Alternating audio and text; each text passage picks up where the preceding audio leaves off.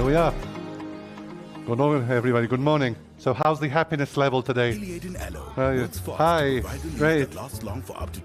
So, you all know money does not buy happiness, but it can buy a lot of trees. And trees make people happy. So buying happiness might be possible after all. So I think that's the reason why we're here today. We're here today to actually make the business case for trees, for green spaces, for urban agriculture in some respects, for green infrastructure in general. So really we have to understand how we can unlock that value, how we can make people understand that spending money for trees, for green spaces, is not a cost. It's an investment. It's an investment in health, in happiness, in well-being for people in the cities. So today we have a great day, and we'd like to thank the South Africa Presidential Climate Commission, ICLEI Africa C40 and Juan Solomon, particularly from the Green Cape, for making this day possible and helping us put together such a fantastic program today. So I have a few quick announcements to make. Sorry about that, that's part of my job. So for those who have flights tomorrow or Saturday and have been hosted by either us or the city here, if you have not received an email about your airport transfer, please check at the reception to make sure your airport transfer is confirmed. Just to quickly remind you, we had a great poster session yesterday, so there's going to be poster sessions today again, so please make sure that you honor the people who have made the effort to send posters and listen to what they have to say. Another quick point, tomorrow morning the bus from those who are staying in the hotels will leave at 7, not 7:30. So make sure you're there on time because we have a full program for the tree planting ceremony followed by the study tours. So make sure you're there on time. And finally, for those who are French speaking and you forgot to get your headphone, you can get your headphones, there's translation available. So make sure you do that. So going back to the topic of today, can money buy happiness or can money buy trees? I always think a good story is the best way to start things. And to me, a good story is the story of the little housing complex where I live in Rome. And we have a very privileged in Rome to have, I'd say, 20 mature trees inside our compound. Large trees, a lot of ecosystem services. But every year we get the same complaint from the neighbors. Oh, gardening is so expensive, we had to spend $15,000 a year on pruning and trimming. I said, guys, your apartments are worth at least 10% more just for having those trees. We have 100 apartments there, worth about maybe 300,000 euro each. Times 100, that's 30 million. These 10 trees are worth 3 million euro. These 10 trees. So maybe spending 15,000 euro a year on maintenance is a good investment. And then people say, oh yeah, let's plant more trees, let's have more. So it's a simple story, but it tells how you can easily change perception of people just by making them understand what the real value of those services are. For us, it's 3 million euro, for 100 apartments. I think that's a simple story. But I really like to give the floor to those who have maybe better stories or more, let's say, compelling stories about why we should make the business case for trees. And I'd like to start the day with two speakers to help us set the tone for the day. So we are privileged to have with us today Mr. Chepo Makola, who's the acting city manager from the city of Joburg. And he previously was serving as the executive director of the emergency management services, and he was also the chief operations officer for the city. So really I think this has enabled him to have some crucial insights into urban resilience and also understand how vital natural ecosystems are for cities. And maybe, I'm not sure if you want to call them one by one, maybe Chepo, you want to start and then we'll give the floor to Beryl. So maybe Chepo, you want to join us here? Yes.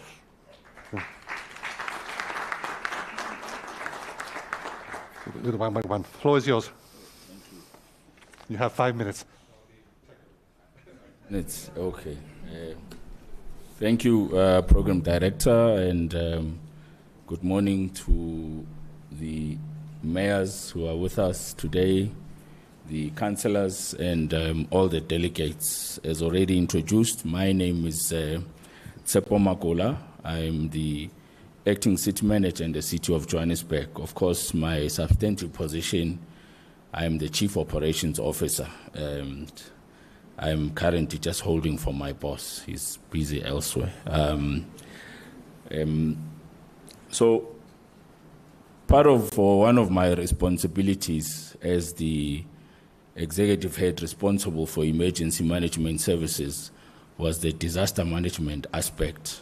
And that part was really talking about climate adaptation and what the city was doing. So I know the challenges we faced in looking at what type of infrastructure can we bring in. And I suppose at this point, it adds a lot of value that I'm now responsible for infrastructure.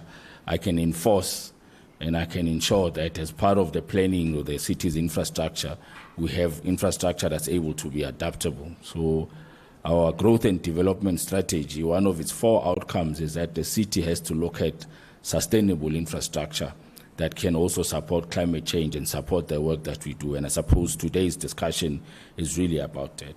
So, Program Director, it's really an honor to build on a valuable momentum that has happened in these past 2 days here in the African Forum Urban Forestry. I'm happy that one of the executive mayors in the city that actually enforced in us to ensure that this man-made urban forest called the city of Johannesburg continues to grow. Mr. Masondo was honored in one of the functions, and I'm truly indebted to him because the work that you are seeing today and the Johannesburg that you see today was inspired by the work that he done. And I think his philosophy still stays true today, that do what you need to do on a daily basis, whether there's someone watching or not. And the credibility and the sustainability of the city's infrastructure depends on us as the current leaders, because the future leaders would have to take from us.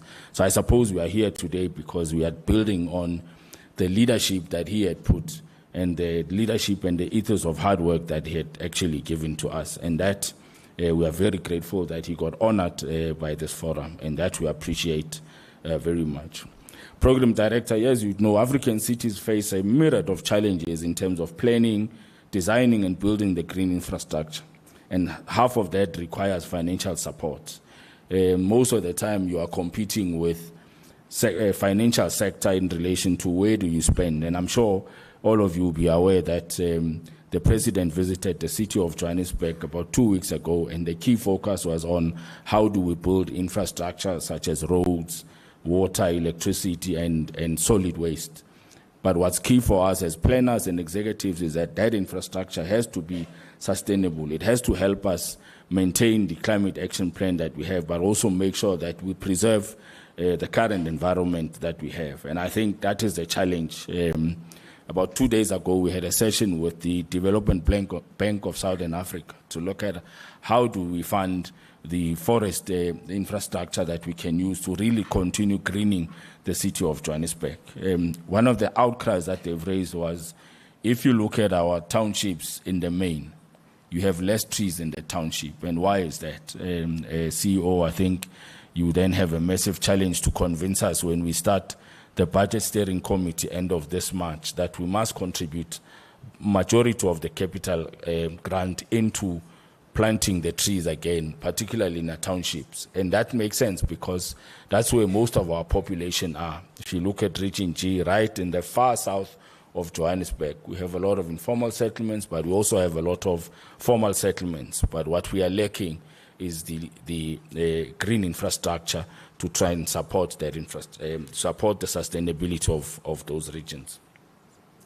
The City of Johannesburg is making considerable efforts through its infrastructure asset management improvement program and its climate action plan. I can announce, Chair, that in November last year we took a report to Council that will help us focus on infrastructure for the next 10 years. For the remainder of the term, I think this term is left with about 16 months before we go to local government elections, and then we have the new administration that will come in. So our argument and our proposition to council was that for the next 10 years, we have to focus on infrastructure. And of course, infrastructure across the 4 different services so that we are able to support the sustainability of the city. So as a result, Chair, we are actually moving hard with that. I think the working groups that the President announced 2 weeks ago will be focusing on infrastructure because we believe without the solid infrastructure, we are unable to build such a sustainable city.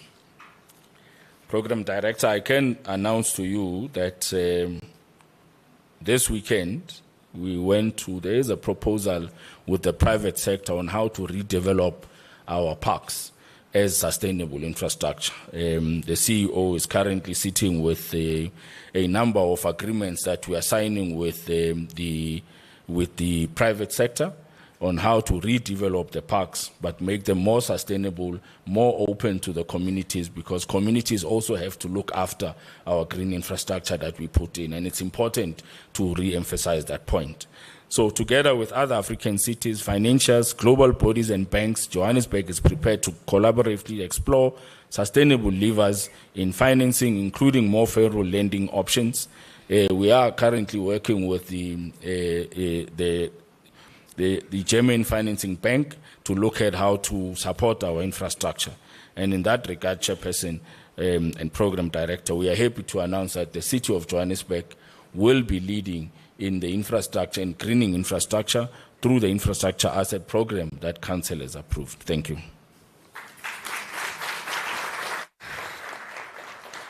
Thank you very much, and thank you for keeping perfect timing. That was great, and I think it really opened up this idea of the need for partnerships. We cannot get things done alone. We need to work with public sector, private sector, and the communities to make sure that things actually happen. So our next introductory speaker is good friend Beryl Kanile from UN Habitat. Beryl, if you'd like to join me. She is currently leading the Kenya country program for UN Habitat. She's also the chief technical advisor for the Pinwa project. Please, come on, I'll finish introducing you, don't be shy.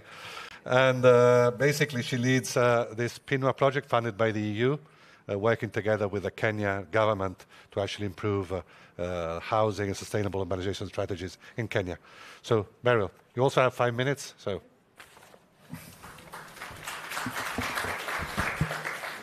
Good morning, happy people. Good morning, thank you very much. I really am blessed to be here with that day into this meaningful conversation. I think the acting city manager has really covered the basis of what is crucial and key, particularly from the city land.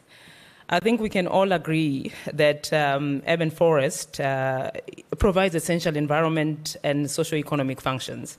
I think on the conversations that we've had over the past 2 days, really that came out and it stands out very clear. But also from where I'm sitting, particularly taking from some of the solutions that have been presented, we can also say that managing trees as assets does involve a systematic approach that is required so that we can frame and we can understand how do we optimize the long-term value of trees. And however, this function comes with challenges, particularly in managing competing priorities. We all talking about the urban space here, and we all know that there are austerity measures. And it's good that today we're really breaking down how to establish a compelling business case so that we can be able to target various components. I think what is key to it as well is really to look at the governance framework and the regulations that present enabling environment. And many times in government, this doesn't sit entirely as mandate of cities or local government. It really is, the regulation is sort of imposed from national and regional governments.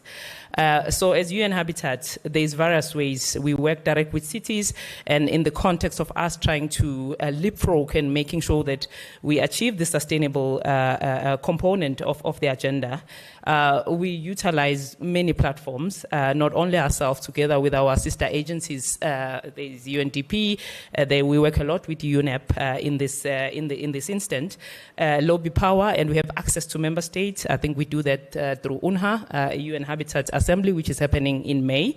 And we develop guidelines to actually access member states and really, moreover, to actually amplify this agenda and see how we can establish bankable programs and implement it accordingly. We emerging from the WOOF, we utilize that platform, Pacts of the Future. We're managing the outcome of the Summit of the Future that was held. We're currently busy with the Quality of Life Initiative, which really centralize this particular agenda, but importantly, linking with some of the national-led agenda. It's important that we apply our technical assistant to make sure that the capacitation tools are directed to city, both from a normative and an operational perspective. And we would like to see, coming out of here, how we structure the donor outreach plan, and those are some of the key components that we work with urban spaces and assist them, and resource mobilization as a roadmap. What currently is happening from the UN Habitat, we're establishing a country office, which is going to be based in Pretoria, I think, which is quite crucial to the support of the Southern Africa components. This is how we work. So it's very much important that we then unpack what is it that we have to unlock. What are the lock-ins? As I've stated, from a political economy, how do we break down some of the bottlenecks that will enable us to actually achieve this agenda and spring out the significance of urban greening as an asset? Trees are assets, just like we take time to establish inventories in terms of our assets, our pipes, and everything in between.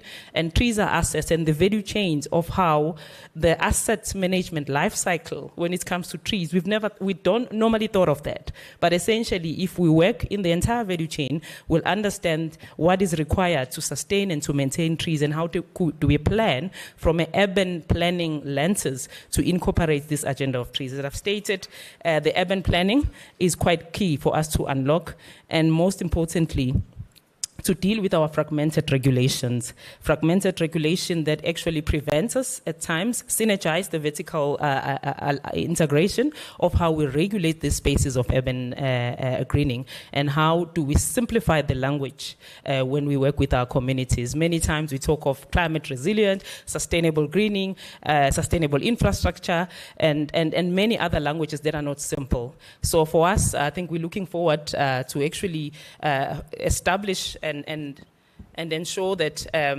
oh, am I blowing too much? And ensure that what comes out of these incredible speakers and incredible experts that are part of the panel, it's actually rich information that will take us to how we build compelling business cases, how we practicalize it, how we simplify the language, and how we make sure that our resource mobilization strategy can actually support and access urban spaces directly. Thank you very much, Chairperson. Before the panel.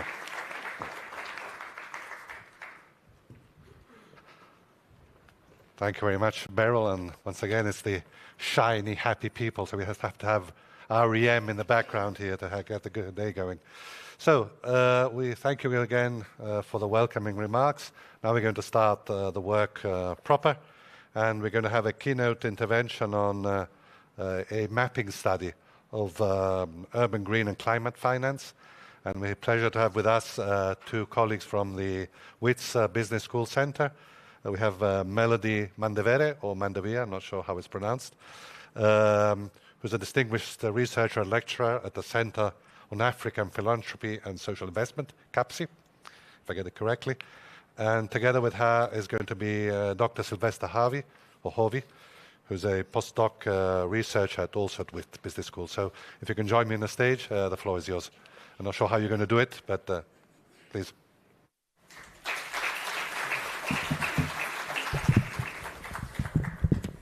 Good morning, everyone. I hope you can see me from this angle. I believe I'm the tallest person over here, but I need to confirm. Yeah. So thank you very much for the introduction. So we want to give a brief presentation on urban green and climate finance with a focus on African cities. This is an ongoing project. So the first phase of this project is to, first of all, conduct a survey from the literature to understand the state of knowledge when it comes to climate financing in urban areas. And the second phase, which we are now starting, is to engage with the various stakeholders throughout Africa to understand the situation within this context. What are some of the key interventions that are being put in place? What are some of the resources we require to promote urban climate finance, and also the challenges and some of the measures that need to be put in place to address the challenges that we are going through. So as we've all heard throughout this conference, the common theme is all about how we can promote green finance and urban forestry in Africa. And why is this important? We believe it is due to the adverse impact that climate change is having on the planet. We see several effects in terms of how it is affecting air quality, human health, the quality of life, and even our ecosystem. This suggests that several interventions need to be put in place to mitigate the adverse impact that climate change is actually having on the planet. Now, scientific evidence also points to the fact that urban areas contribute greatly to climate change and are also greatly affected by climate change. For instance, a report by the Macallan Foundation highlights that 80% of greenhouse gas emissions are actually coming from urban areas. And a similar report can be found in the IPCC's Intergovernmental Panel on Climate Change report, which also states that more than 70% of the greenhouse gas emissions are coming from urban areas. This suggests that the urban areas or cities need to be the focus in terms of the policies, strategies, and actions that are required to mitigate this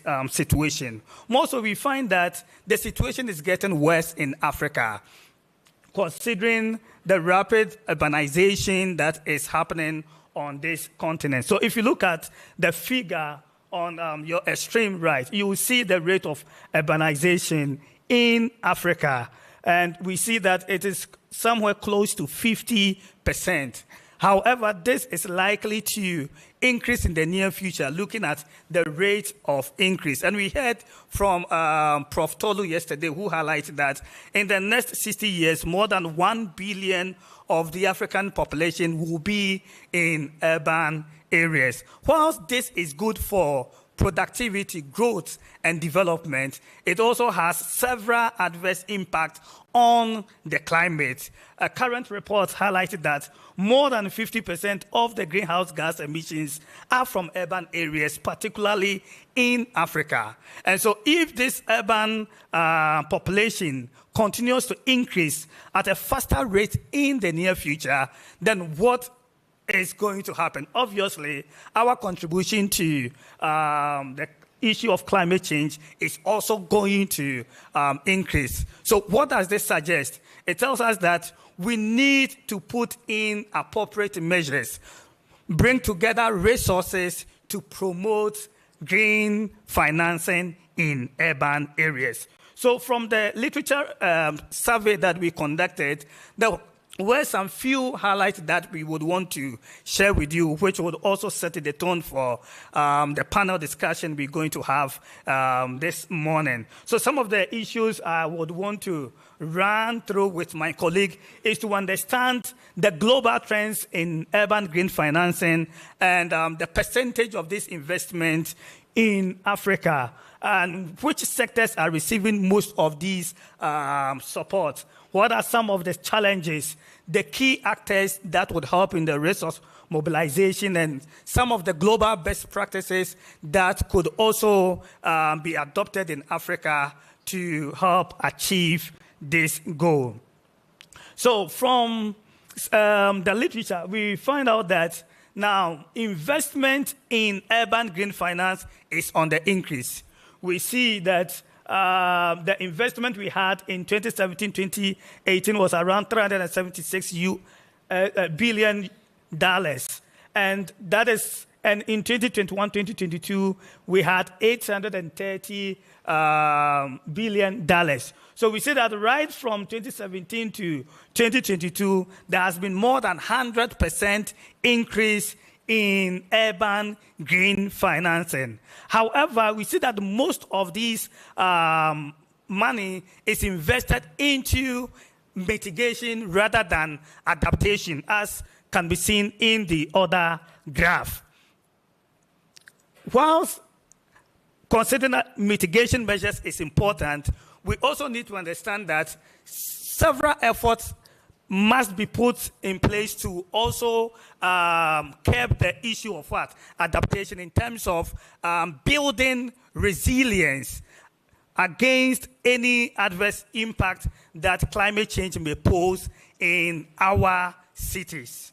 Now, another thing we found out was that even though the investment in urban green finance is on the increase, just a small amount of this is coming to Africa. So if you look at the result over here in terms of sub-Saharan Africa, we have around $5.49 billion in 2021-2022 investment, which is among the lowest compared to the other regions in the world. So it tells us that there is a huge gap between African cities and our global counterparts. Hence, African cities are being left behind in the global green economy transition. This is a great concern. And the question that arises is, how do we break this cycle? What sort of interventions are required? Who should be the key players in this? Should it only be the government, or it must be all hands on deck? These are some of the issues that we want to delve into by engaging with the various stakeholders on the African continent. Now, before I hand over to my colleague, I just also want to highlight the various areas where these funds are being channeled into. So if you look at the sectorial distribution, we see that the majority of this fund goes into transport. And we see that recently a lot of countries or cities are encouraging electric vehicles. Now, the second one is building and infrastructure, where we see most cities encouraging the use of solar panels. And then we also have energy systems. However, the other sectors have received less investment. Even though we understand that the transport sector, building and infrastructure are contributing greatly to greenhouse gas emissions, we cannot also overlook the contribution of the other sectors. They are all important. And if we want to promote green forests in Africa, then we demand a holistic approach by addressing the issues that are being posed by each of these sectors to ensure that the overall goal of ensuring that Africa remains sustainable and emits low carbon is achieved. At this moment, I will hand over to my colleague to continue.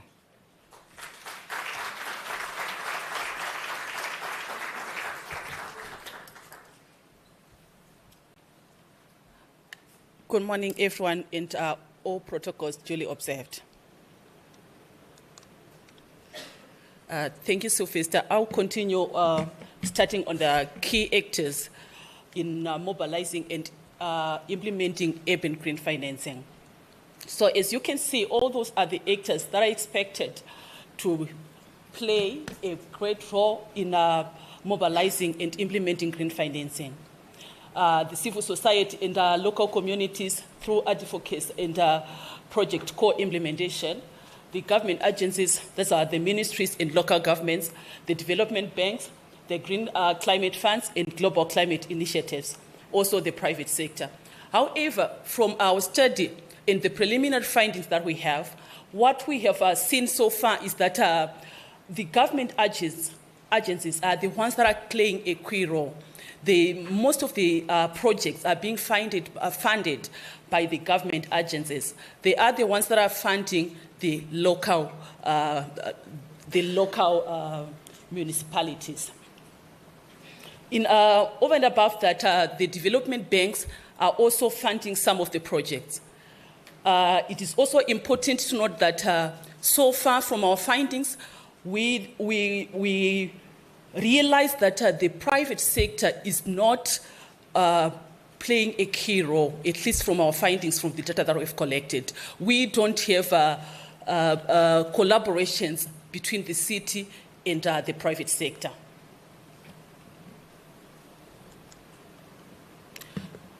What are the constraints that we have in green financing?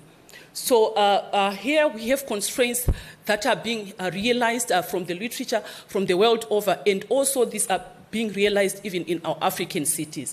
The economic constraints, limited financial resources, weak borrowing power, insufficient revenue generation. We also have institutional and regulatory challenges, social and political factors. Over and above these challenges or constraints, from our findings, we also managed to come up with these constraints that are being realized in urban green financing from city officials. The first one is capacity building, where we realized that there seems to be lack of capacity within city officials on fundraising and resource mobilization. That quote is from one of our participants who said there is a need to build capacity, most importantly in proposal writing, fundraising in general, to help improve the sector. So there's need to build capacity within city officials. That's one of the constraints. The other one is based on resource mobilization, where we notice that resource mobilization is mainly being handled through government-to-government negotiations. And the challenge in this is that normally these are not well coordinated, and it results in lengthy and bureaucratic processes which impact negatively on the timelines, resulting in misalignment of the timelines. You will notice that on the planning paper, a project would have been planned to be done maybe in 6 months, but on paper it would take maybe a year for it to be approved. That's one of the challenges. The other challenge again on resource mobilization is lack of proactiveness on city officials. What we noticed is that city officials, they don't go out looking for unsolicited funds. They wait for calls for proposals. They wait for the government to do it for them. In fact, they feel that it is not in their purview to mobilize resources, and that's a challenge. The other one is on public-private partnership financing, where we also noticed, I mentioned it in my previous slide, where we noticed that currently there's so limited activeness in the public-private partnerships financing. The private sector is not well understood, especially by those who are supposed to be implementing the projects, as indicated by limited collaborations between the city and the private sector. It is important to note that the private sector can play an important role in unlocking finances through various projects, even through their corporate social investments or corporate social responsibility projects. The other constraint that we noticed was on priorities and goals, misaligned priorities and goals between the city and the government or the ministry. A good example that we can give is about Johannesburg City Parks and Zoo. From what we noticed, Johannesburg City Parks and Zoo, they do prioritize greening activities. However, the same cannot be said about the city that's giving them. How do we notice that? From the budget that they are allocated by the main ministry. It's not reflecting the priorityness of, it's not reflecting the priorities that are being handled by the Johannesburg City Parks and Zoo. The other one is on lack of coordination. It seems like there's no coordination between different government departments, and there's a need for clarity of roles and responsibilities between different stakeholders in different government ministries. For example, environment and forestry, finance, and other government departments. It would be very important to have a focal point person who's actually focusing on proposal writing, resource mobilization, so that the process can be shortened somehow, and also to try and avoid the bureaucratic process that are being recognized at the moment. What are the global best practices? the green bonds and climate resilient infrastructure funds. For example, the Johannesburg green bond, I think the city officials will explain that better. There's the blended finance models. There's municipal climate finance. That's our city level pooled finance initiatives. As I said before, we didn't notice much of that in our study, at least at the moment, because as my colleague said, this is an ongoing study. The capacity building and knowledge hubs, I've already talked about capacity building in city officials. So what are the initial snapshots? In conclusion, initial impressions from the literature review and interviews suggest that urban greening initiatives and access to climate finance in Africa remain critically low. And our findings highlight that there are significant challenges in resource mobilization for urban green spaces, particularly regarding funding dynamics and internal government coordination. While funding opportunities do exist, they often come with very complex demands for visibility and political mileage, which strain the city administrators. Additionally, the lack of proactive engagement of city officials undermines the efforts to secure sustainable funding. I've already alluded to that.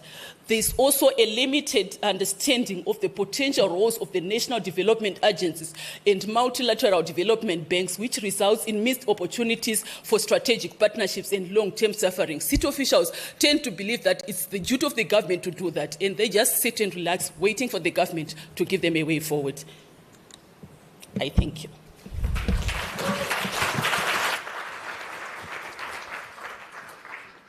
Oops. Is my mic still working? Yes, thank you very much. Well, I think a lot of you will recognize the similar challenges and constraints in all your countries. Even in Italy, there's a lot of the same challenges and constraints. So you don't worry, you're not alone. Yeah? Now, to answer, or at least to try and see how some of these challenges and constraints will be addressed, we'll now be having a roundtable discussion on unlocking financial resources for urban forests. So how do we actually address these challenges? How can we make things happen? And we really like to thank the WITS CAPSI Center for this study. I think it's really a good, let's say, opening, and really helps us set the scene on what we can discuss in the following roundtable. So please join me in welcoming Professor Becky Moyo, who'll be moderating our roundtable or discussion. And he's the director of the Africa Center for Public Space and Social Investment at WITS Business School at the University of Witwatersrand. I think that's how it's pronounced. And he is known for his, let's say, the leadership, looking at really how you can reshape the continental narratives, and particularly on social investments and silver bonus. So please welcome Professor Moyo as we moderate the roundtable. And joining us on the stage for this discussion, we have Anne Quadrado Galardi from the African Development Bank. She's an urban development specialist. Please, Anna. We have Mr. Olympus Mantata, who's the head of the Climate and Environmental Finance of the Development Bank of South Africa. We have, thank you.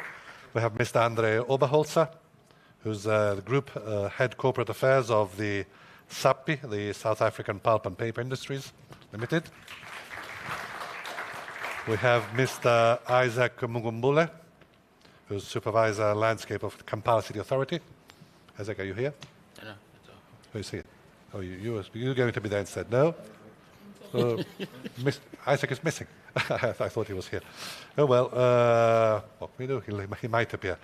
Then we have Ms. Nokutula Mene, who's a project management specialist at the UNDP, the United Nations Development Programme. And finally, Ms. Ronelle van Staden, who's an associate at Future World. Please, Ronelle, do this. Okay, you can join. Okay. Okay, and we also have an additional guest to replace Isaac, sorry. Motelli. Colisa, sorry, Motelli. You weren't added to my list. Things change so rapidly here. Okay, Professor Okay. Moyo, the floor is yours, Thank and you. you have about an hour and a quarter, an hour and a half, Yeah. if you can try and keep it tight. Thank you so much. I don't know if you can hear me. Good morning, everyone. Thank you so much. I just want to start by Tell me. acknowledging the work that went into the research that was done. You had two colleagues come up here to present, but I want to also make acknowledgement of two other colleagues who are in the room, Dr. Stele Muloy and Dr. Roland Musika, who are sitting up there. Maybe you could stand up so that colleagues can see you. So they are the joint authors of the report.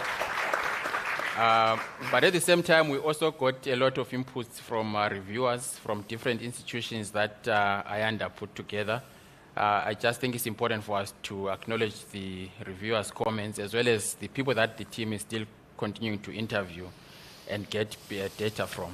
So this session is going to be looking at how city officials mainly and cities generally can unlock resources, mainly for issues that have to deal with climate financing, urban green forests, among others. And we are joined here in the stage by representatives of the private sector, government, representatives of financial institutions, the African Development Bank, the Development Bank of Southern Africa, the United Nations. I'll introduce them as we go. But because it's a huge panel, I just think it's important for me to manage time. And so what I'm going to do is I will start by, you have their bios in the program. I will just mention who they are and what they do. I'm not going to read the entire bio. But I would like to start and give probably more time to our colleague Mtoteli from SALGA.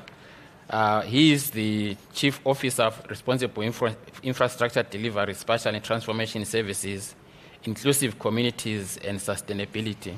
And I want to start there because we're meant to be joined by the Deputy Minister. Unfortunately, he couldn't make it. And we wanted to get a sense of how cities and governments in particular are finding it in terms of accessing financing for green financing as well as climate financing. And so I would give him a bit of more time so that he can lay out the background, but also the contextual challenges that we are facing. And I think the current context in which we are is characterized by declining foreign aid. So that's number one. Foreign aid is definitely declining, and currently we are even sitting in a situation where there's withdrawal of aid. It's not just the reduction, it's actually withdrawal of funding. And we are all familiar with what the US has just done, withdrawing from different institutions, but also withdrawing the funding that it has been giving to different countries.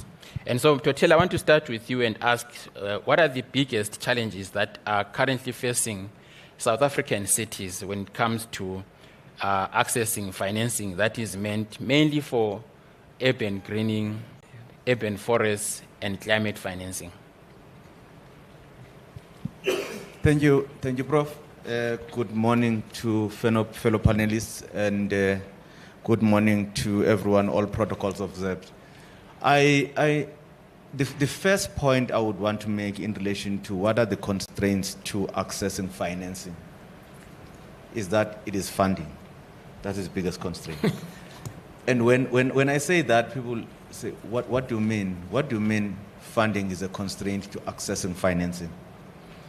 Is that, at least in my mind, funding is a predictable stream of revenue or income that is coming to a particular function. That's about funding. Financing, then, you leverage that financing on the basis of that predictable stream of revenue. Let me make an example. If you have a water services, I'll come back to environment. If you have a water services function to provide water, you have a predictable stream of revenue that you collect as a result of delivering water. But that predictable stream of revenue may not give you, at the time you need, the financing to invest in the infrastructure that you need. But to leverage that stream of revenue, predictable revenue, to then engage the financiers to finance the infrastructure that we need. So in relation to urban greenery, environmental functions. We don't have that. Therefore, we are not able to approach financiers to finance because we can't indicate what is the stream of revenue that over time will pay back the financiers. So that is the primary, in my view, the primary constraint. And it comes from both the intergovernmental transfers and own revenue of municipalities. Intergovernmental transfers in the form of the funds that come from the fiscus to local government in order to fund the functions of local government. The construct of the intergovernmental transfers in South Africa is that fiscus funds functions that have been allocated to different spheres of government by the Constitution. So the Constitution has schedules, Schedule 4 and Schedule 5, Part B of those lists the functions of local government. The environmental function is not one of those. So it's not an original function of local government. But then the Constitution says the relevant legislatures can then pass legislation. And in this case, it has happened in South Africa that the legislations that have been passed then delegate environmental functions to local government. But by that time, when that happens, already there is no way of getting funding to follow that kind of a delegation of the function from the legislation. So you have a limitation from the point of view of the fiscus following the function that is delegated by legislation into local government. So we've got to fix that from the point of view of the intergovernmental transfers. But then local government is funded both from the intergovernmental transfers and from its own local revenue in terms of rates, income, and as well as service charges. Now, what then you find that in the own revenue of local government, the possible funding source would be a portion of the rates income that municipalities are supposed to collect. But when you look at how loaded is the responsibilities to be funded from the rates income, there's almost nothing that you get for environmental functions. That then becomes something that must be solved within also the own revenue. That's the one part of the constraint that I want to deal with. The second part of the constraint then that face municipalities is then, given what I've talked about of internal funding of government, then it's accessing external funding that flows into government. There are two, in my mind, two main constraints that makes it difficult for local government or for the cities. One is the budgeting process of cities, which is in the hands of leaders of cities. You see, the study was saying city officials don't fetch, they don't mobilize resources. They don't see it as their responsibility. I suppose that study is talking about city officials that are in line departments, such as line departments of environment. It's because of having been previously in my life a head of a department of environment in a city. What was most frustrating is that the process of budgeting is that all departments must submit their budgets to finance into some kind of a black box of finance, and then boom comes the outcome. Here is the amount you've been allocated.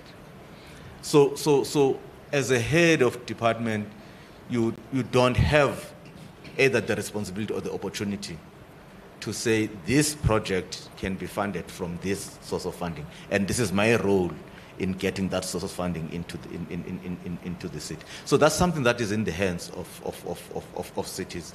Some of them have found ways, heads of departments, to overcome that, but it is not in the institutional structure and processes of cities to do that.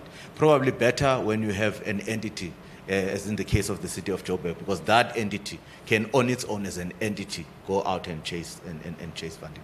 The second one is that in relation to international flow of funds, whether it's climate response funds or green funds, whatever you may call them, there's appetite in international institutions and sometimes national institutions and national governments, to which these funds, international funds, are coming, to want to fund community projects. They want to go into a particular community and fund a project. Now, this is what we were saying in COP29 last year, that when you do that and bypass the government institution of the community, you then create a situation where there is a project that will be funded, but it will not be sustainable because there's no one who then receives this project and take the responsibility to make sure that it is sustained over a period of time. So that then becomes another one, in addition to our incapability to through our systems, leverage the networks that we create. Heads of environment and climate change in municipalities, through platforms such as this, they have networks that they have created, but those networks then they are not used into the budgeting process of municipalities to find funding. There are also constraints, as has been mentioned in the study, where even when you want to do that, you are now a CFO working out the budget. You want to leverage possible funding options from elsewhere, but you are not a subject expert to put a business case that will fetch funding. That's where the role of development institutions to support and capacity and just coordinate this in the institutions is to help to fetch. That's what we have said in many of the platforms. We then have to fetch projects from municipalities because there's work that needs to be done, but there's just this dealing of talking to finance institutions. So you need finance institutions that are hungry to fetch projects and support municipalities to do that. The last one, of course, that is a constraint that again is in the control of municipalities on what constrains municipalities is the financial management of municipalities. That is in the control of leaders of municipalities, because where the financial managements that lead to bad audit outcomes is something that is common in that particular municipality, you find it difficult. Even if you have put together something, the financiers will say, but if we give you our money, if you don't have financial management systems, you've got bad audit outcomes, we don't trust that our money will be used appropriately. So leaders of municipalities, in solving the issues of audit and financial management, they are not just solving it for the municipalities, they are solving it for the municipality to be able to interact with financiers. Financiers will not fund a municipality that cannot prove that it's got systems to manage finances. So that becomes an important issue from the point of view of financial management. Maybe let me stop there. Yeah, let me make a follow-up question, and I want to apologize. I butchered your name. It's Mtobeli, not Mtoteli. I think I said Mtobeli. Yes. So sorry about that. But let me make a follow-up question. So, I mean, given what you've just said, what are the strategies that currently cities are utilizing to actually mobilize resources of this nature, given the constraints that you have just laid out? Thank you. The first one, which is what we're doing collectively as cities and this Association of Local Government, is to convince, and which I think we have done so far, is to convince national government as a policymaker that the functions of local government compared to the functions of national and provincial governments are not funded equitably. The Constitution says fiscals must equitably fund the functions of government.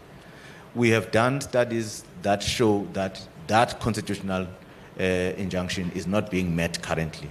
So the president of the country may have had during the State of the Nation address again affirmed that South Africa is in the process of reviewing the funding framework of local government to address the issue of the inadequate funding of local government functions by the fiscus. Of course, take into account that local governments also have an opportunity to raise own funding.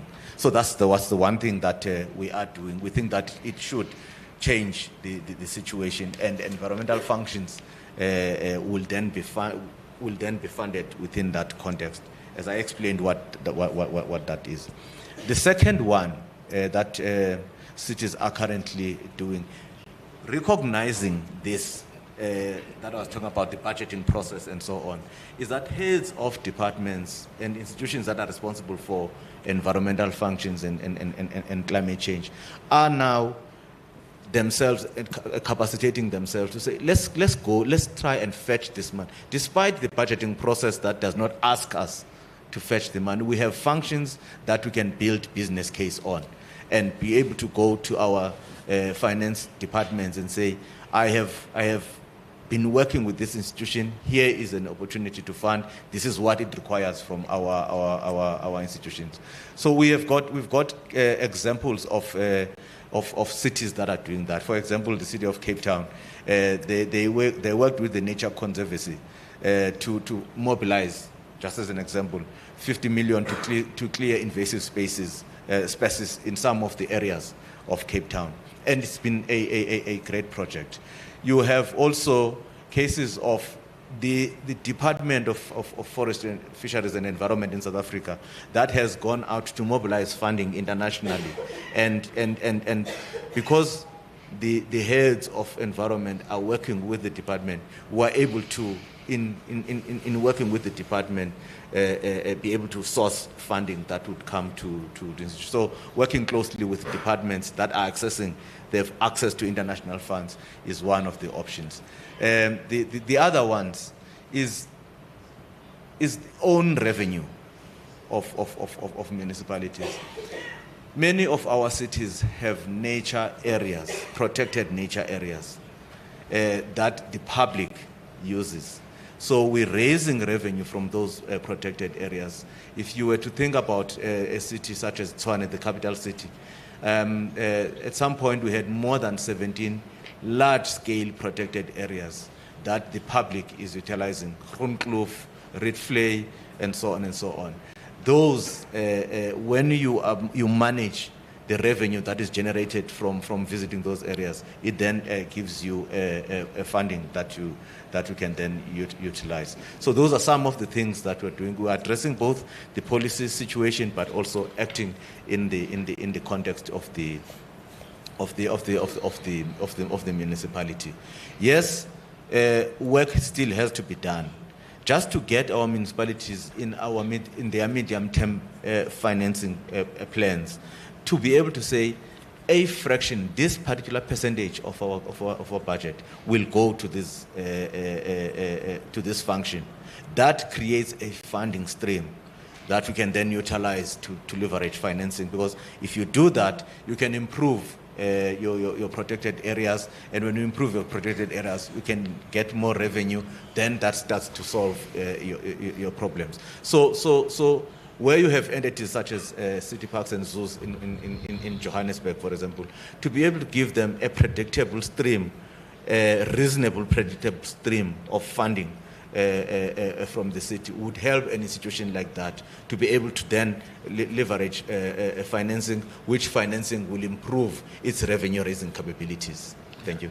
So thank you so much. And I'm sure if we do get some time, we'll probably want to hear from other African cities whether the same challenges that have been raised here also apply and resonate. But the study also mentioned that there are different actors in the ecosystem, and I want to turn now to some of those actors that are involved in one way or the other. And Annie, I want to come to you. You are an urban specialist, development specialist within the African Development Bank. Maybe talk to us about the funding priorities that the ADB has in relation to climate resilience and urban development.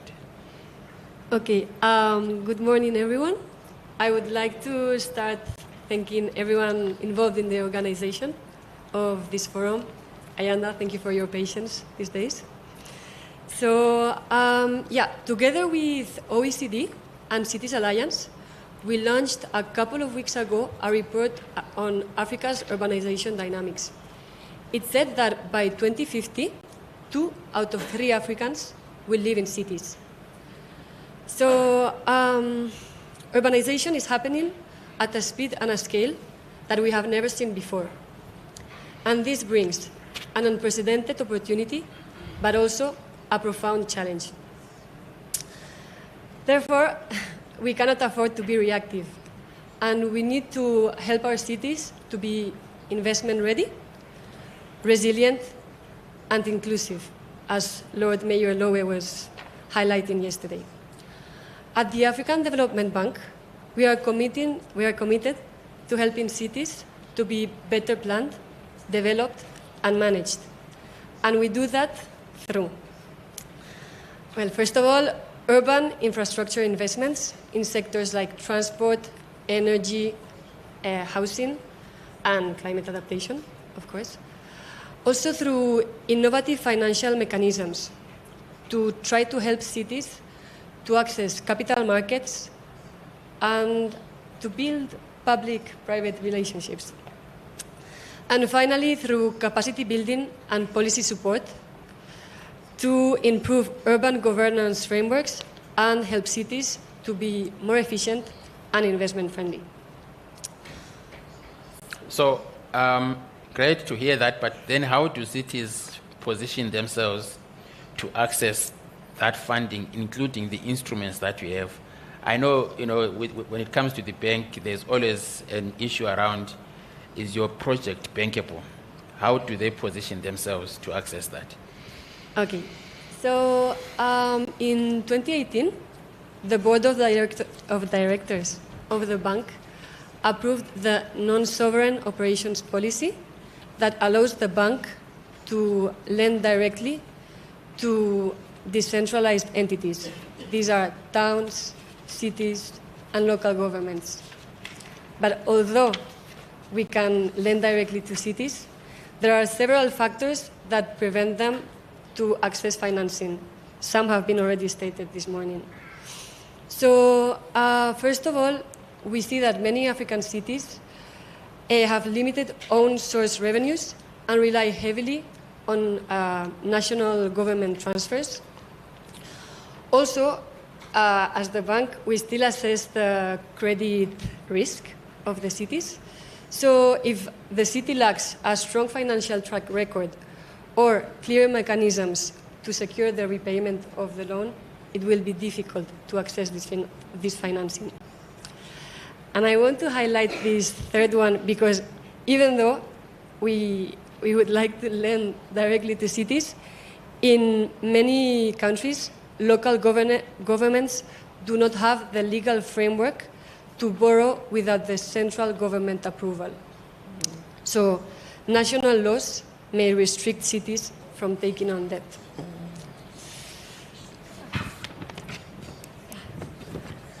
Then we see that there is a lack of technical and managerial capacity. This means that many cities lack experience on project structuring, meeting financial requirements, and managing debt. And lastly, we receive a lot of projects that are just not well structured. So they're not structured enough to justify the financing process.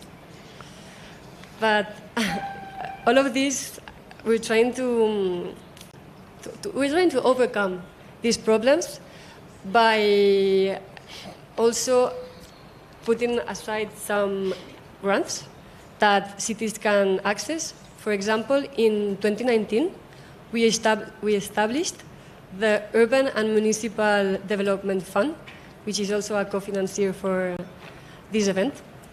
And we give up to $1 million USD grants for technical assistance and capacity building projects on urban development. That can mean urban planning projects, urban governance, municipal finance. And not only this fund, if you go to our annual reports, at the very bottom, there's a list of all of the funds that we collaborate with and that you can access through us. So anyways, I'll be around the whole day and I'll be happy to tell you more about the bank, how we work, how you can access financing from us. And please reach out. Thank you. Thank you so much. I mean, I know we'll have time maybe to also open up for the conversation more questions might actually come from the floor. But I want to move on now to Olympus, who is the head of Climate and Environmental Finance at the Development Bank of Southern Africa. I think similar questions to you, Olympus, but in a more different manner. So in your case, I mean, you could spell out what the funding priorities are, but at the same time, what are the promising climate finance mechanisms that cities can tap into when it comes to the bank? I'm sorry. Thank you very much, and thanks for inviting me. I think this is quite an important discussion, and I think we talked to a number of cities around these particular pressures and trying to find ways to respond to that. So I'll just touch some of the key things that I think are important, at least from our end.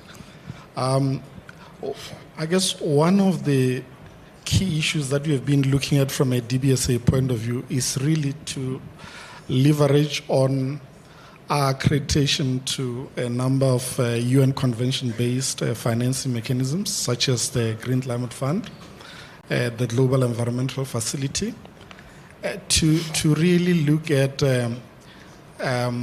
using concessional financing and blending that with our own resources or other people's resources to support these very important initiatives. So I think it is quite clear that public financing is limited in terms of the needs that are out there. And therefore, what is important is to use the limited public resources in an innovative way that helps you to leverage private financing at scale. And I think, it is quite important to do that. So for us, in how we mobilize these climate resources, we tend to look at building facilities that are specifically looking at unlocking private sector in a way that de-risk projects and make it easy for their participation. But we aren't limited to that. We are also cognizant of the fact that there are projects that sometimes don't really lend themselves towards private participation. And we also try to use the resources that we have available to unlock that. And I think it's important to mention. In addition to that, within the bank, we look at various green concessional credit lines that we try to use to support, especially cities and generally municipalities. And this we try to look, of course, you look at the cost of financing to make sure that you get the right pricing for that. But maybe even more importantly, going to look at how you structure that, especially with maybe long-term financing, just to make things a little more practical. But somebody, I think, earlier mentioned also the important interventions, especially around green bonds and maybe generally more sustainable bonds, so supporting where that is concerned. But we have recently been looking at a number of initiatives around outcomes bonds, and we think that is promising, especially where urban greening is concerned, biodiversity conservation, and generally the delivery of ecosystem services. But I'm sure many people hear a lot about what could be done around the carbon market. I mean, we know the pricing of carbon sometimes can be, volatile. But I think there's promising developments in that regard, and that could potentially be a revenue stream that could be looked at, going forward. I've also been involved a lot recently around, biodiversity financing. So there's a lot of discussions around that, especially within a number of development banks within the finance in common, grouping, from a DBSA point of view, we are also part of the International Development Finance Club, so there's lots of discussions and a lot of initiatives that are coming up there. Yeah, I think some of the interventions have been mentioned already, but I just want to conclude by saying, I do agree that, you need significant financing to move the needle. But sometimes I think it's important to realize that even where financing is available, we still struggle with having projects that are correctly packaged to take advantage of that financing. So sometimes I think it's counterproductive to be looking at increasing financial flows that we know are needed if we are not going to have projects that are ready to take that up. And that takes us back to a whole question around talking to ensuring that we have the right capacity in place to be able to take advantage of that. And I hope I'll have more opportunity to talk to that later. Yeah. Thank you. Yeah, so I think I want to ask another question before we move on. But I also think that because we are getting so much information, and I worry that we have a huge panel, the audience might actually end up not getting the questions that they want to ask. So I will ask one question and then come to the audience just to take one or two questions on things that have been said so far. But I think you started alluding to it. So these are instruments that might sound easily accessible on your part, but when it comes to cities and city officials, this might be something that requires capacity strengthening on the one hand, but also capacity absorption on the other. So how do cities leverage these instruments, and how do they get themselves ready to actually work with you on these instruments? So what we have found important on our side, especially working with municipalities, is really understanding how you intervene at different stages of the, if you like, funding value chain. So if a municipality is going to approach, let's say, a DBSA at a later stage with a project that is not well positioned to try to attract climate financing, that could be a serious problem. So what we try to do to compensate for that is we started a very early stage with municipality at the planning stage, just to make sure that from a planning point of view that we know will result in infrastructure plans. We start inculcating key considerations that are useful in unlocking the right pots of funds. And in that regard, it becomes how can I put it? You are being proactive in terms of the early stages that fits into a pipeline development. I think that is quite key. Then further to that, then we look at the issues around capacity development. Capacity development, I'm tempted to give examples, but I don't think time allows. I would have loved to do that, but that is key. Then moving on from that, project preparation becomes quite key also for us. That very important component of making sure that we assist municipalities in transitioning their projects from typically feasibility towards the dreaded word bankability, but really the importance of walking that journey to get to that point is quite key. And when that is done properly, then you have the outcomes that are ready for funders to really be prepared to finance. Yeah. And I think for us, thinking about the whole funding value chain is quite key, and making sure that you have appropriate interventions at the required stages. Thank you.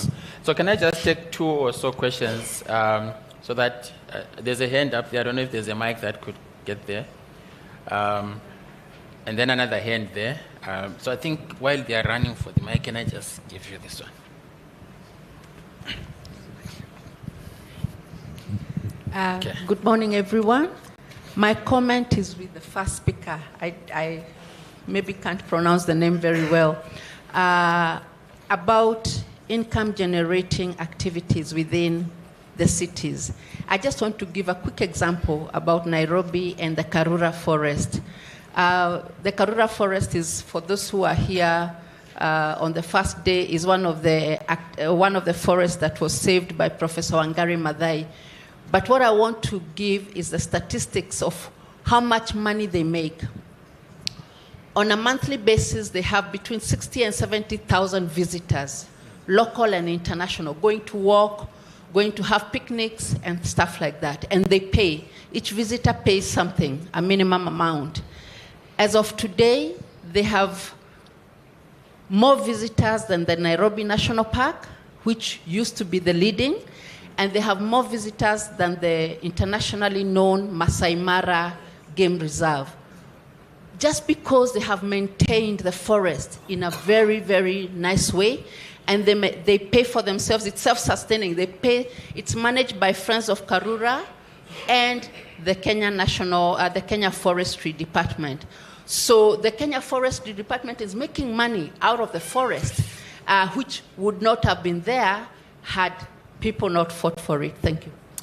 Thank you. Can I just ask that you just ask the question, because we really don't have much time and I still have 4 people to speak. Thank you. There was a hand up there. Yes, then I was number 3. I'm very aware of that. Yeah. Yes, thank you very much. I think what will be crucial to understand, based on what has been said, particularly by the development banks, is that Mtobeli spoke about the significance of fetching the money. The important is that what is coming up here is safeguards. And we understand from a banking perspective, there are safeguards in what will be capabilities for recovery, particularly in the loan component, maybe not the grant component. It is how do we enable the space and to ease that process, and how that becomes an issue that cities, particularly secondary cities, can actually be assisted, because on a day-to-day basis, there is not a generically capacitation of practitioners such as UMD here to actually understand those safeguards and how those safeguards could be eased without dealing with the reputation. So there are many complexities around this fetching the money, and there are many tools that exist, and how those are linked already with some of the development partners that can actually assist to ease the safeguards that are existing, because it becomes impossible for cities to access some of those particular funding. And I'm very blessed to actually have an office tucked into the Karura Forest, so I'm one of the friends of the forest, just saying. Okay, let's have one question from there. My questions was that there are any resources that are directed in the Department of Basic Education so that we can bridge the gap of neglecting the forest and the awareness? And are there any resources in capacitating the youth, the unemployed youth, maybe by providing the short courses? There are graduates which are nature conservators, they are from health or wellness, those different courses, but how are there any ways or platforms where they can access the funds to participate in these projects? And how are there any ways, innovative ways, in which we can increase the mass platforms and advertise it more on media, on social media platforms, where young people, they can be capacitated as the future generation in order to bridge this gap and be innovative and more resilient? And is there any plan, any specific plan, guideline, protocol or policies specifically where the Department of Basic Education, Urban Forestry, and African Forum, where they are helping the schools, especially the quintile 1 schools and the underprivileged youth? Okay, thank you so much. I think any of you who wants to, I mean, from the previous speakers, if you want to take just sound bites, because I think you'll have more time to address these questions during the networking sessions. If any one of you wants to take, I'll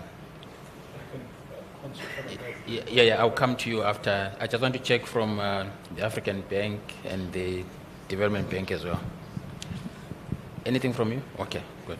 No, I just wanted to respond to the last question that has just been posed. And I wanted to highlight a program that we are currently working on with DFFE. Is really not necessarily specifically addressed to the department, as you have mentioned, but is positioned for youth, and is really around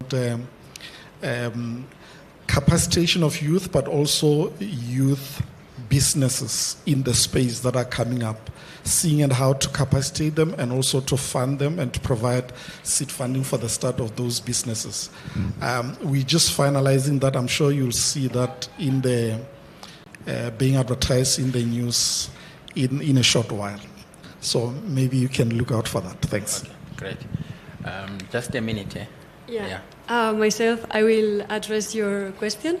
So maybe we have a team of municipal finance experts that would probably answer this question much better. But I know that they have been working a lot on trying to improve credit, trying to improve credit risk of the cities, and they have actually undertaken a lot of missions during this past year to try to work on changing the policies and enabling the laws to actually help the cities to access to these capital markets. And from our side, from the urban development team, we are helping more on the preparatory phases so that projects will be better structured, but also that cities understand what their real priorities are. So when they come towards us, they are much more bankable projects that we get. Okay, thank you so much. So let's move on to Andre, who is the head of corporate affairs at SAPI Limited. I had lots of questions, but I think I would just say to you, you heard what the study was saying about the private sector. How can the private sector, yourselves included as SAPI, be involved in creating this atmosphere and environment for cities to actually access this kind of funding for green financing, urban forest development, among others? But also, if you can share any successful partnerships that SAPI has entered into that can serve as models for this green financing, that would help. And of course, if you want to respond to that, then you can do that. Thank you. And good morning, everyone. And thank you for also allowing the private sector a small segment to contribute. And I think it is, when I looked at the program, I mean, it's a massive program. And when I did some research in preparing for today, I mean, the amount of writing and research and reports globally that's available on urban forestry is just absolutely amazing. And the fact that we as a forestry company are not fully aware of all of that, I think just goes to show that in general, it's a message that we constantly try and have as a multinational, as an African multinational that's invested in the rest of the world, is that basic connection, the basic conversations between the private sector companies who are looking beyond just their own interest. There are a huge amount of companies that are looking at their role as a corporate citizen, that understand that the work they do contributes to the betterment of society. But the basic conversations between all the academic institutions, all the research institutions, some of the multilateral institutions, and the private sector is still not an open, big highway of conversation. So I think that's the first thing, just fundamentally. It doesn't matter what topic you think about.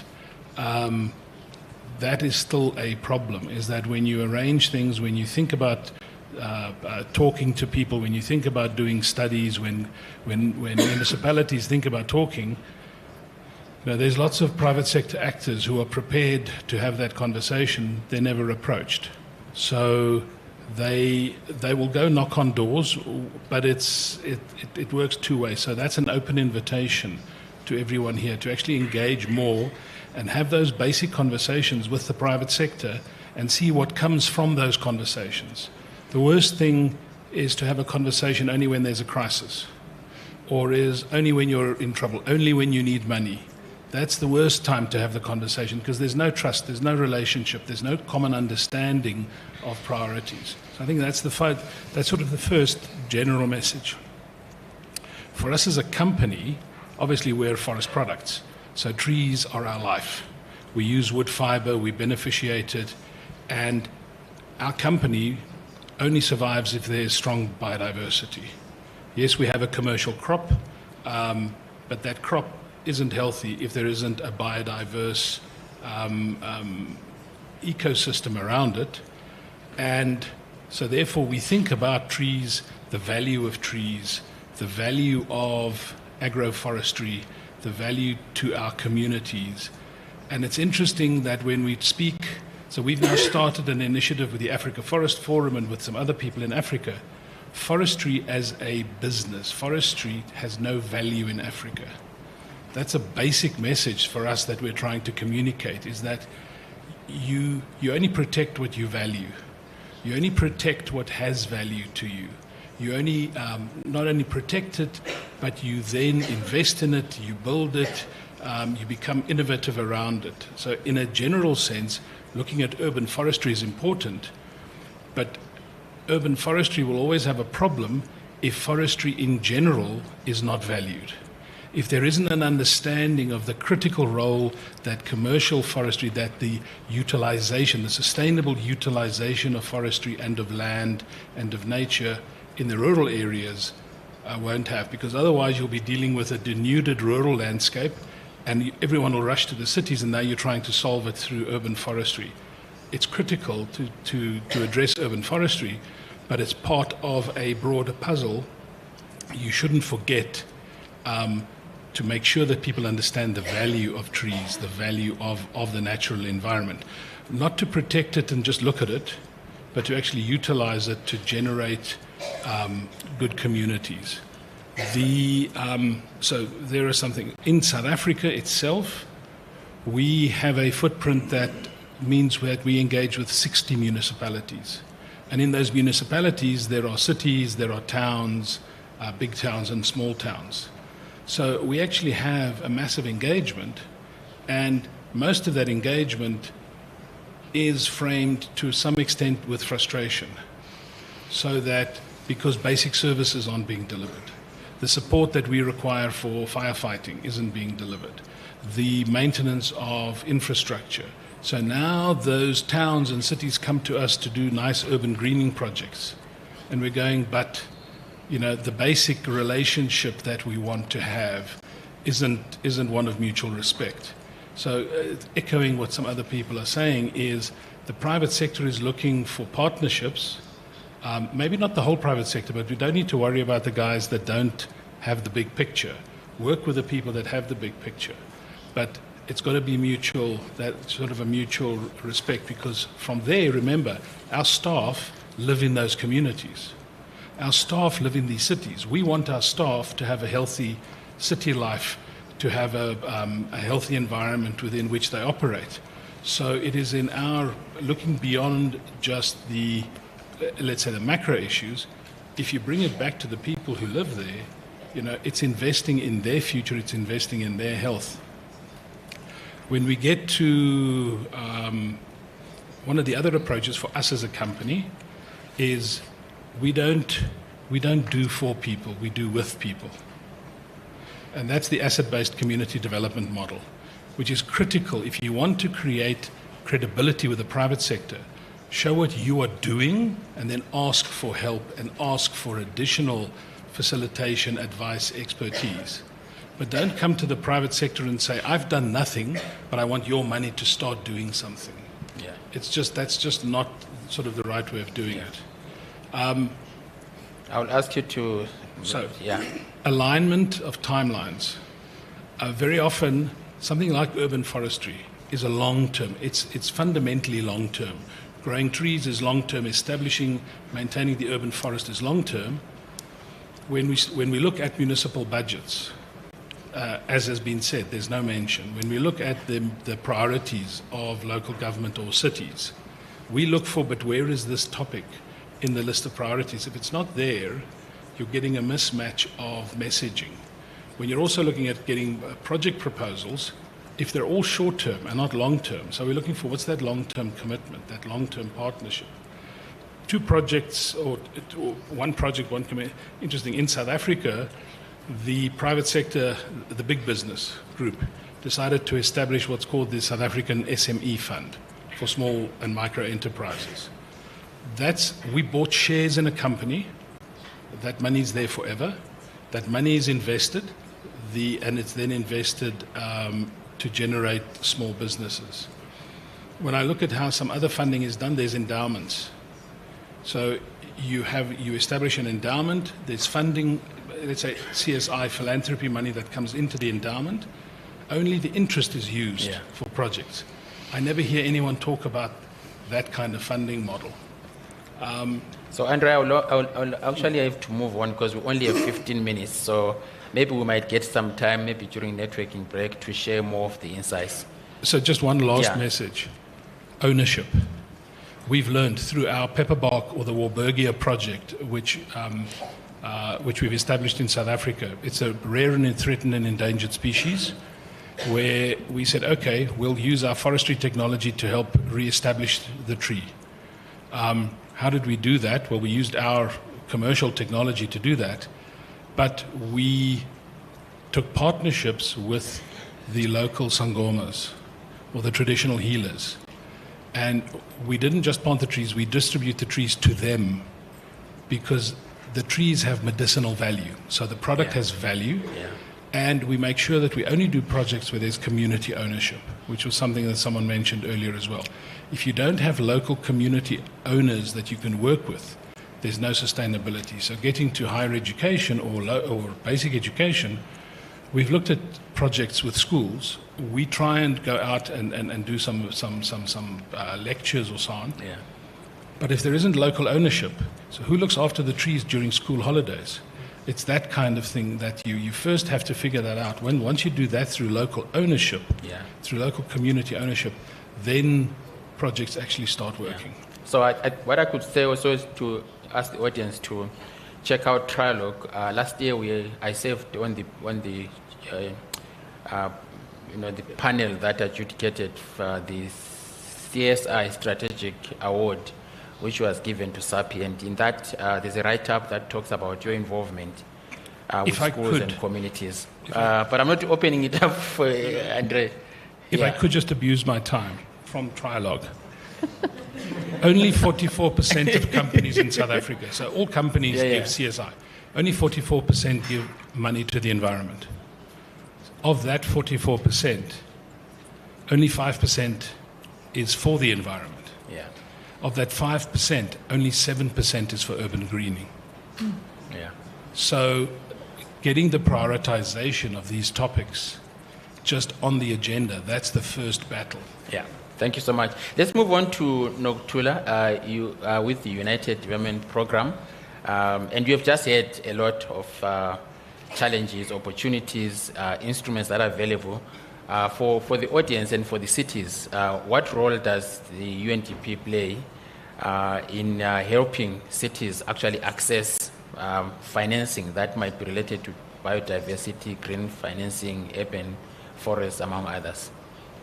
Thank you very much. So, as mentioned, my name is Nokuthula Mina. I work for the United Nations Development Program, South Africa Country Office, and the United Nations is the development arm of United Nations Development Program is the development arm of the United Nations.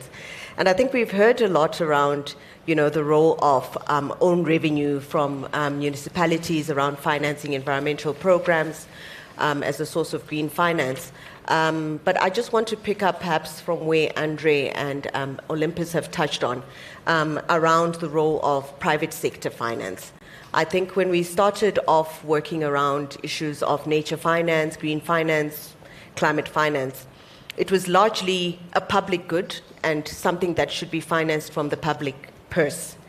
Increasingly, we now have a realization that all actors have a role to play, and including the private sector. And when I speak of the private sector, I'm not only talking about CSIR, which is mandated in the country, but I'm actually talking about the role that all actors, including private sector, have a role to play in maintenance and, emancipation of the environmental agenda.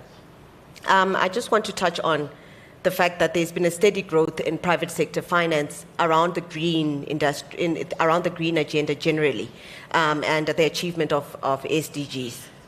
South Africa is one of the largest capital markets in the world. A lot of asset owners are in this country. We've got one of the largest banks, some of the largest banks who also have a footprint across the African continent. So the banking sector is quite big. we've got a huge private sector that commands a lot of money. However, we are not adequately tapping into this private sector or this capital markets in order to be able to finance the green agenda. There's 3 important shifts that have happened perhaps over the past 10 years within the development agenda. One has been around the broadening of the common agenda to include social, economic, and alongside the environment. The second is a shift towards the urgency in tackling not only climate change, but also the nature agenda, and private sector embracing the issue of double materiality.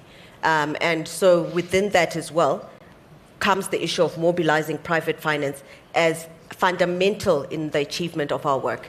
The UN United Development Programme has established what we call the Sustainable Finance Sector Hub, which is based in New York, but we also have an Africa Finance Sector Hub, which is based here in South Africa.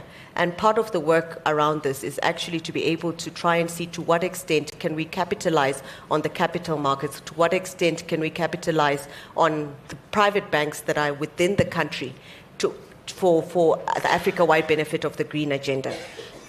But in order to be able to tap into this, one of the issues that we've seen from an Africa perspective is the lack of a conducive policy environment. I think a lot of actors here have already mentioned to the fact that, private sector, it's about the bottom line most of the time. Of course, we've got the CSIR, but it's money in, money out. Have we actually managed to present the issues of biodiversity as an asset class where money in and money can go out? Municipalities effectively able to present that as custodians. That's one.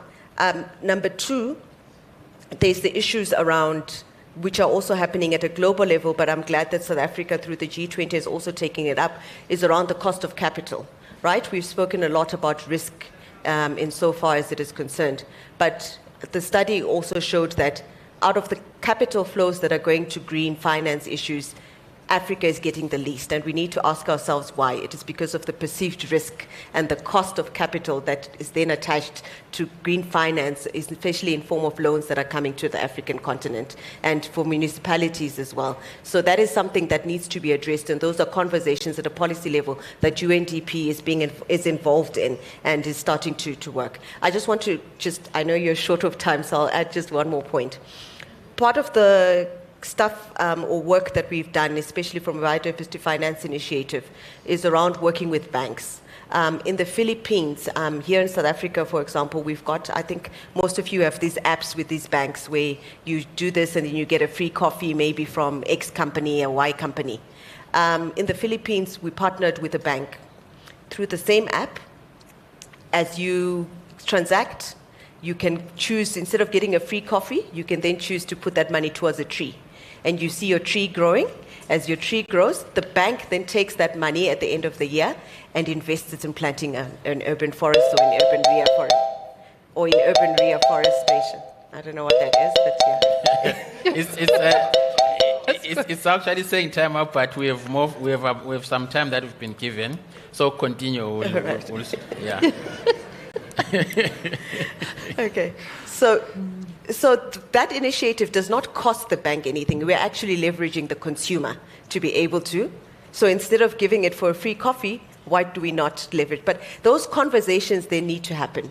The government also needs to put in place de-risking mechanisms, and banks like the DBSA and ETC, that's their role, to be able to work with government to put in place de-risking mechanisms for the private sector to be able to embark on such initiatives that basically don't cost the private sector anything. But at the same time, we need to hold private sector account. Whilst we want to de-risk the investment, we must hold them accountable. They're also playing a part in destruction or propagating the catastrophic situation that we find ourselves in, and so that investment from them is needed. So it's time for us to actually be able to leverage that. So leverage public own revenue, but at the same time, let's have a discussion around how we leverage the capital markets, the banks, the businesses, and ETC, the financial institutions that are here, in order to build the green finance agenda. Thank you so much. We actually reserved the best for last. So Ronel, an associate with Future International, you heard, I think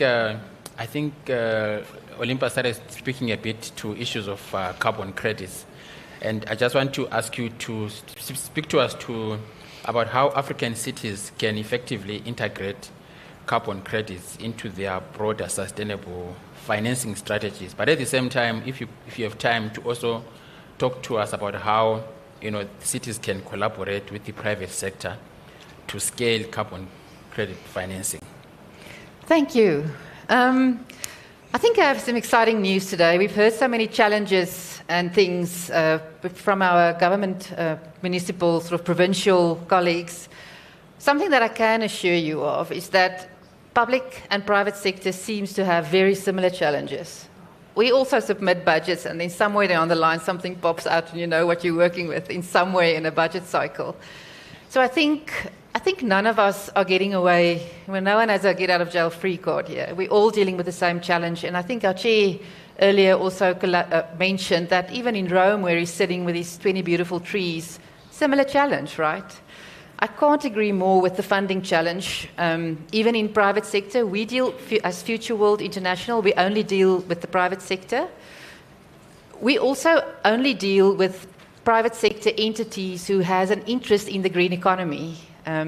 We like to look at the world for 50 years backwards, so we don't really optimize anything into the future. We don't think that's a sustainable solution or approach to take.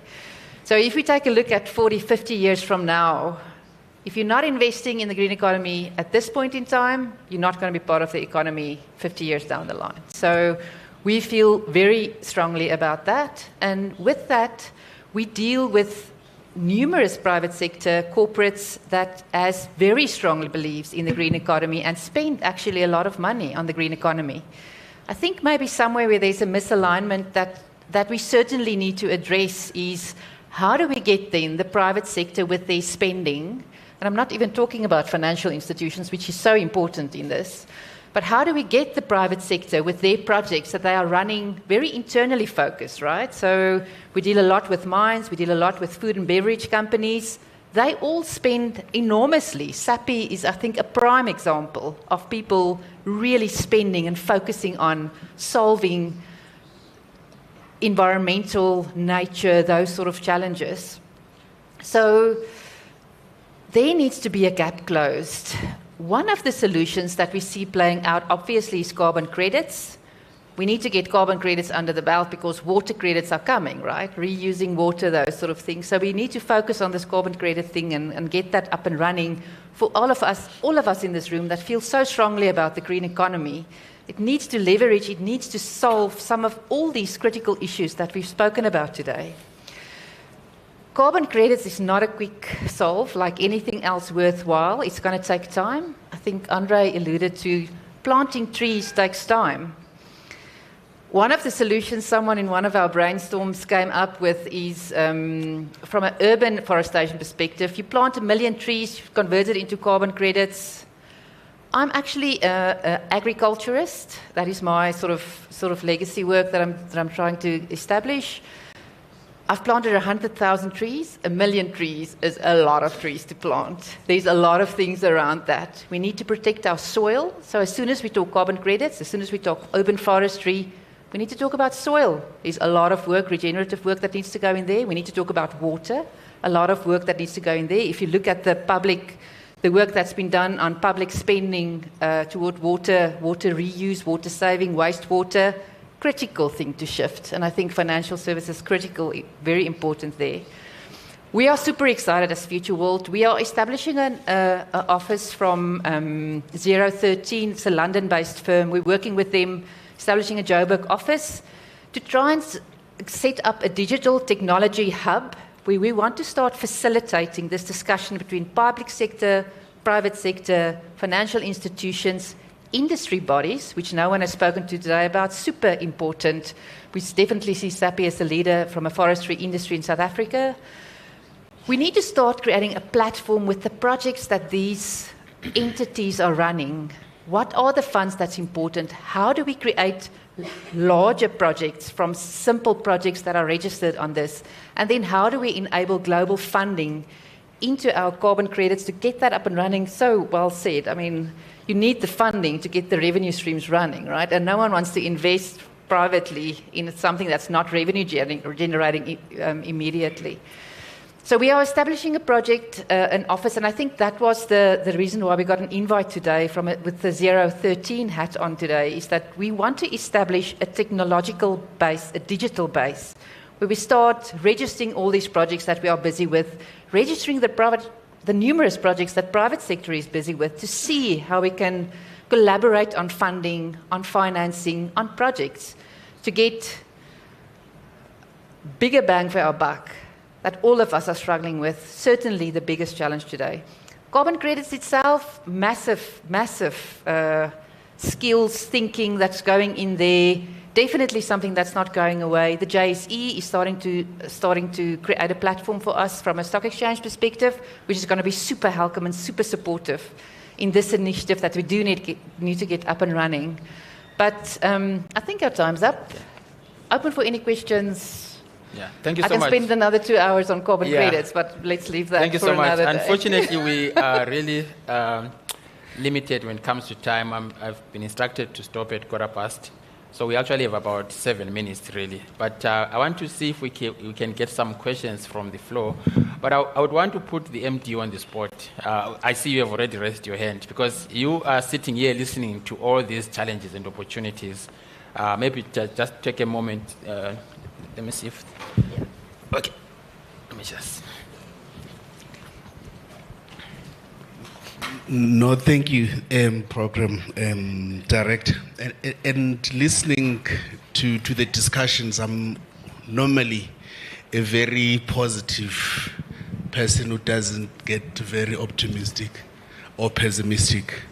But this discussion has confirmed certain things that practitioners in the green environment and in local government are experiencing. Not only did my colleague from SALGA confirm the challenges around prioritization of the budget, the lack of consistent funding, the fact that local government looks from one term to the next term. So greening is a long-term program. It's a long-term project. There's no political mayor actually focuses on greening, because within that 5-year term, the impact of that greening is not going to assist that mayor to get elected when the polls come. So they all usually look at dealing with potholes and doing that, etc., what is there. And therefore funding follows what the political priorities are and what the demands of that society are. And therefore that's the challenge we're experiencing internally. And then you listen to the development funders. Also the same thing. There must be clear income. I invest, therefore there must be a funding so that I can see how funding, whether it's grant or loan, is going to be funded. Something that JCPZ might not be able to do, except to put the zoo out there and say, you will collect revenue from the zoo for the next 10 years, therefore give us money. You know what I'm trying to say? So you've got AFD, you've got the Development Bank of South Africa, all of them just saying, yes, we hear about you, but we do not have means and ways and instruments to assist you. But I, by the way, would love to assist you if you can do 1, 2, and 3 and ensure that the city of Johannesburg guarantees us 1, 2, and 3, and National Treasury agrees to that. And I'm saying, okay. Then I say, oh, maybe the private sector, trees, big guys. Says, we like you. We like urban greening. We like that thing. We like urban forestry. But if the city of Johannesburg is not giving us reliable water, reliable power, roads, housing for, those kind of things, and you find yourself as a practitioner that says, all directions, there's no one out there except all of us. Yeah. All of us express the same sentiments. We love greening.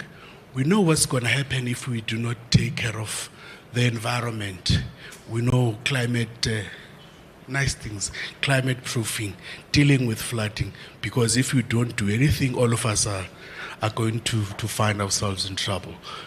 But no one, except those practitioners who are already in the field, wants to actually lead the way. And we'd like to thank the Wits University in terms of the work that they've done to actually scan the environment within a very short space of time to identify funding. and the picture is bleak in the sense that there is no funding that is clear for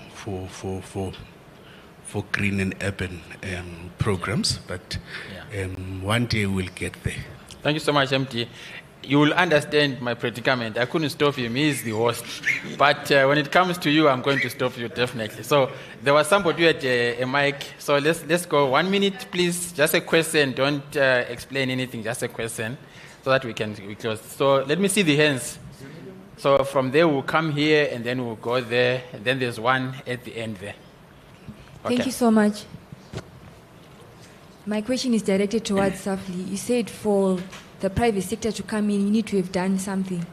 So my question is, everyone can do something because we have something that we have, but sometimes we don't know the value of what we have. So is there anything that you would help with, not in terms of money, but in terms of expertise, to help identify what local government has, or even individuals, that they can use to then get to a stage where you can then come in with the money? Yeah. Can we have the mic here? Okay, please. Yeah, thank you very much. I'm also worried about the local governments. I asked 2 days ago, so the local government or the federal government have to get a designated budget so that they can be able to facilitate a lot of activities on forestry. Then number 2, the corporate social responsibility. Somebody have said that. Then the question to us is that the private sector, what do you have for them? If they can able to key into it, you can even give them tax relief system to be able to speed up their businesses. And that one will encourage them to support any initiative you are doing. Then finally, we also need to look at how can we plan to engage the politicians, just like you have said, because their interest may not be in the area of forestry, but if you engage them in a mutual benefit, and that will be a quick win for them to understand for investment in the area of forestry. Thank you very much. Thank you. Can we have the mic there? And then we'll take one last question there. Okay. Let me see. Yes, thank you very much. Daniel Paddy is my name. So my question goes to the carbon financing. When it comes to cities and municipalities, and we look at the negotiations of carbon credits and international protocols, and also the mechanisms that comes in verification of carbon credits within. How can cities and municipalities find themselves meeting those conditions, especially ensuring that the trees planted do have to stay in that place for a given period of time before the credit is actually paid? How can cities and municipalities find themselves doing that? Thank you. Thank you. Let's have the question there brief, please, and then we will end here. So I'm not taking any more questions because we are out of time. Thank you. Waitumelo from Johannesburg City Parks and Zoo. Mine is more of insurance. You've listed a couple of channels where we can access finance, but then now looking at the issue of urbanization, it comes with so many anthropogenic activities that are causing the ecosystem to diminish. So in our case, we'll find that we've got cases of falling trees and all those kind of things, and particularly looking at our informal settlement whereby the resident, they cannot even afford insurance. Is there any some means of insurance with regard to such incidents? Thank you. Thank you. And then finally here.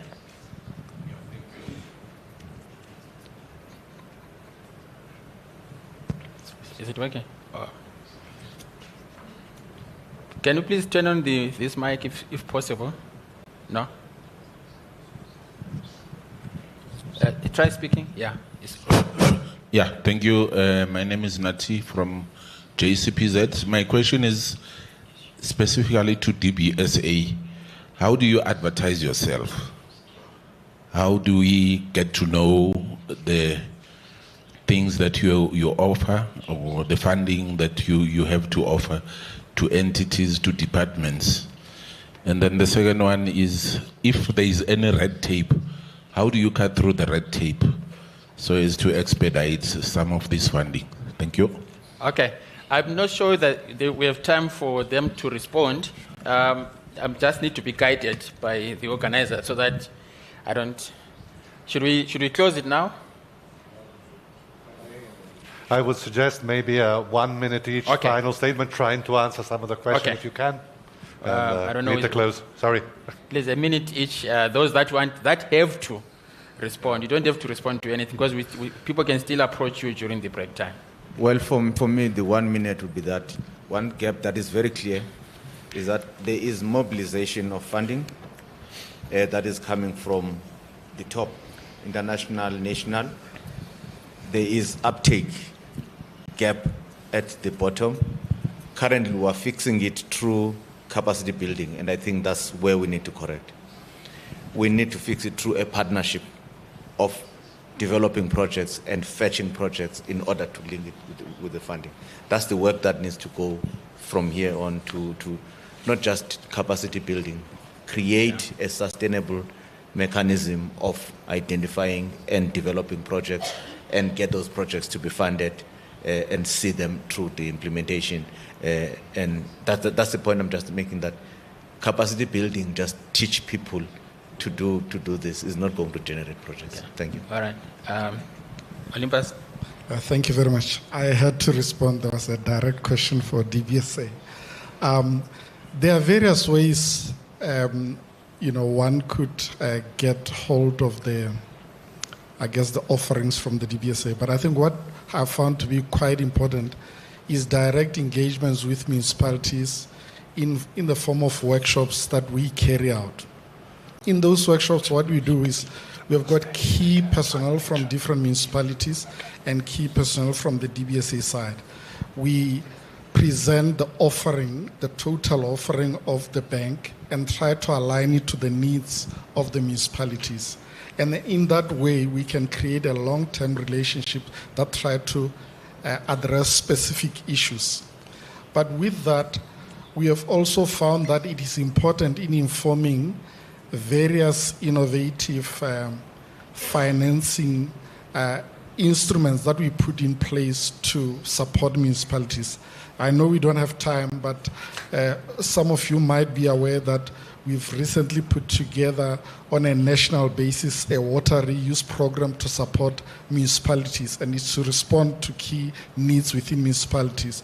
You'd also know that we have put together an embedded generation program that supports municipalities. It's in response to the needs of municipalities. We are finalizing a program around waste management with support from the GCF, is to respond to the needs of the municipalities. So it's understanding those key strategic issues within municipalities, building solutions to respond to that, and then with that, continually helping municipalities to be able to take advantage of the offerings that we put in place. Thank you so much. 1 minute, Nokuthula.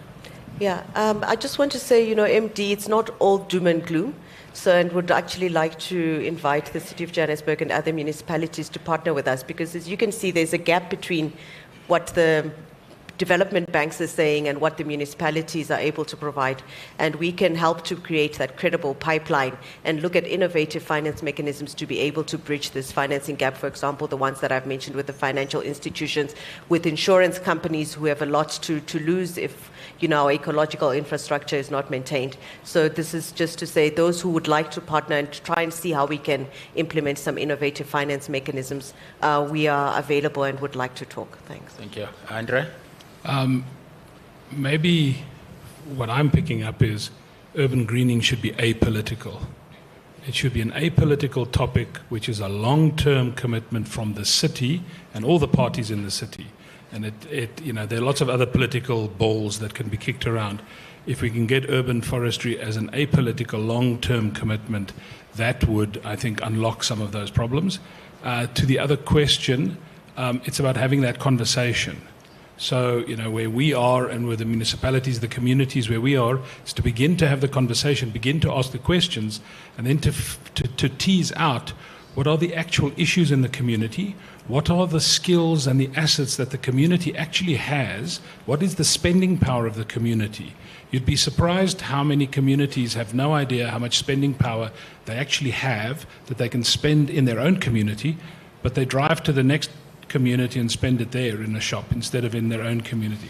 So there's that, but it's having that conversation, and we're very happy to have that because that teases out the real issues and then the real options, because sometimes it's connecting you to the right person to have the right conversation. So we as SAPI haven't spent any money, but we've understood how to connect you to the right person to have the right conversation. Yeah. Thank you so much. Ronel, do you want to say something or you're fine? 1 minute? Yeah, just final thing.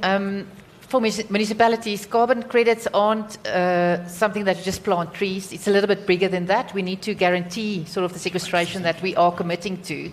And that is why it takes a bit longer.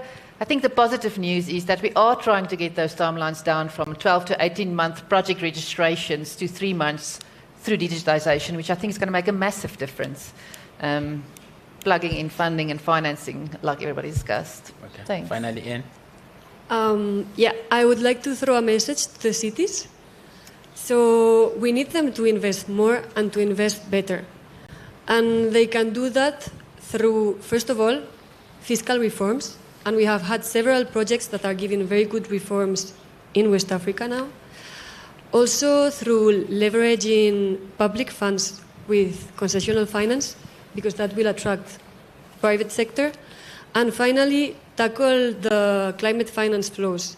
It seems like we have been given a negative perspective, but there are a lot of possibilities going from carbon markets, green bonds, there's the GEF funds, a lot of funds available.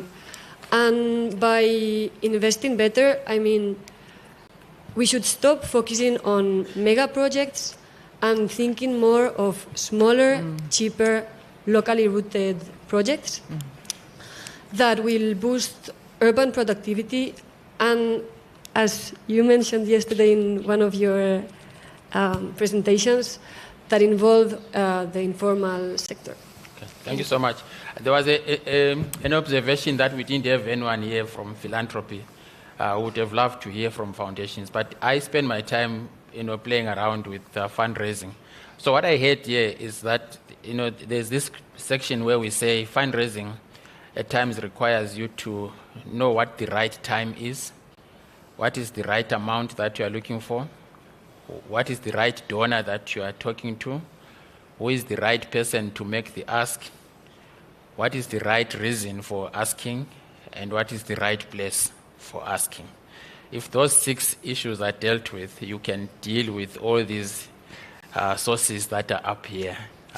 So I just wanted to make that as my final input. So thank you so much. Can I ask us to thank our panel? Thank you so much.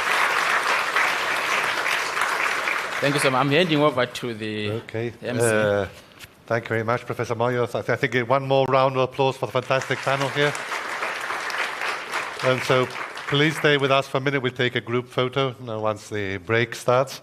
So once again, let me thank the CAPSI Center of the WITS University, because they really helped us a lot in putting together this session, and also thank you for the introduction. And let me once again thank you, Salga, who has been really playing a key role in helping us put these days together. So I think it's been a very important contribution.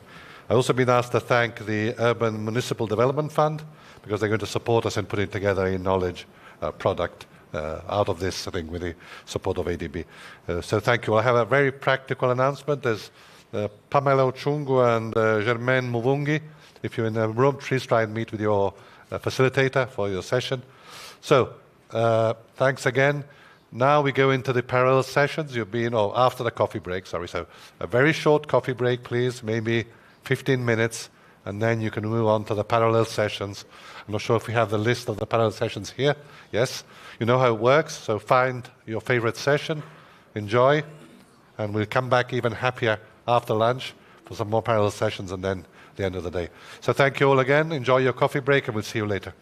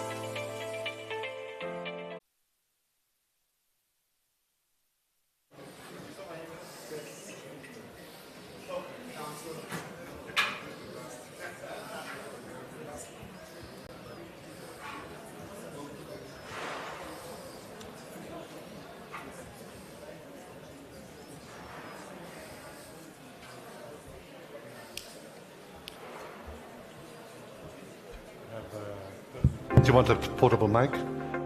You want a portable mic? No, that's something to ask. Can we get a... sorry. Can you get a floor mic for Elijah like that? Floor mic? Yeah, thanks.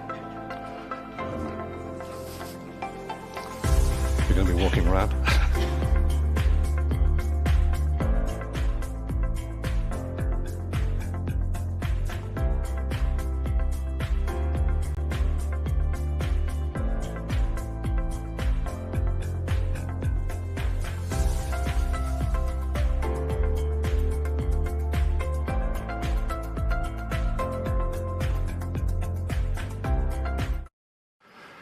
Now we can have the mic. Thank you.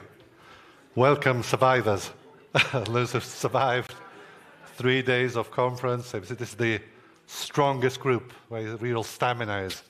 And all the styles all seem to be on this side. I don't know. I have nobody on that side. I don't know if this is the lucky side or something. Oh, I'm not sure.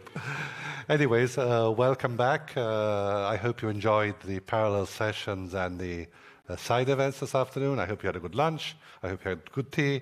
And now we're ready for our final sessions. Now, we do have a slight change in the program.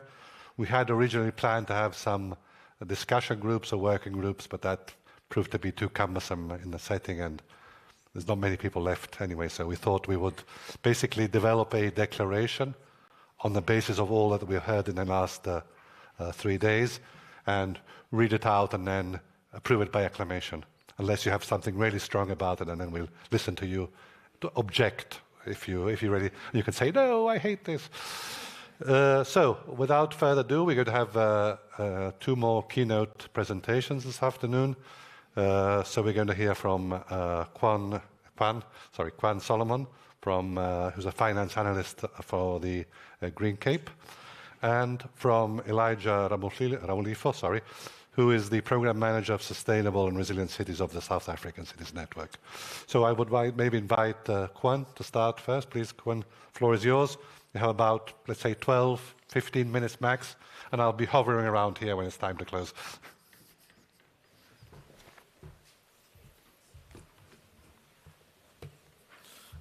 Good afternoon, everybody. I have the privilege of stepping in for Ms. Kobisa Magazi, who's a bit ill today, so she wasn't able to present her keynotes. But I'm honored to be here and to speak to you, especially since you are the survivors. It is really, I think going to be a challenge to speak to scientists and academics on finance, but I'm hoping I do grasp your interest with my presentation. I also don't have a presentation, and I'm very nervous at public speaking, so all eyes will be on me. So I'll ask for your forgiveness.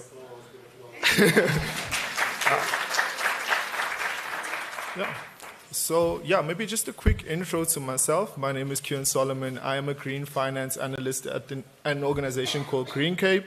So, essentially, I have a background in development finance, and I've done some work with the Presidential Climate Commission on tracking climate finance flows within the country. So, essentially, engaging with financiers, ecosystem players, and state organizations like the National Treasury to get their insights on climate finance. Additionally, I have been privileged to support Ayanda and the team in terms of the report they were writing on the urban forest, mobilizing finance for urban forest and green spaces in cities. So essentially to set context to this presentation or speech as it is, South Africa has the opportunity to host the G20 year, and it is a historical opportunity as it's the first time that this summit's been hosted on the continent. So essentially, this is an equal important opportunity to mobilize climate finance and kind of push it at the agenda for the transition to a low-carbon economy and to promote resilience in the economy. So Africa has the opportunity to basically lead climate finance investments. And speaking of Africa, I want to kind of unpack the climate finance landscape of Africa. So a report done in 2024 by one of our project partners, the Climate Policy Initiative, looking at the flows of climate finance in the continent, essentially found that climate finance increased from around $29.5 billion in the years 2019 and 2020 to around $43 billion in the years 2021 and 2022. So essentially it's important figures, but it's still found that this needs to quadruple, so increase by 4 times each year, year on year, to actually meet collectively the continent's nationally determined contributions. So it's an important climate financing need. And while Africa holds enormous potential in terms of solar and wind potential, having vast carbon sinks, and where I guess that's the interest for all of the urban forests and urban greening, as well as having critical natural resources like cobalt and copper, which are essential for global supply chains, we also have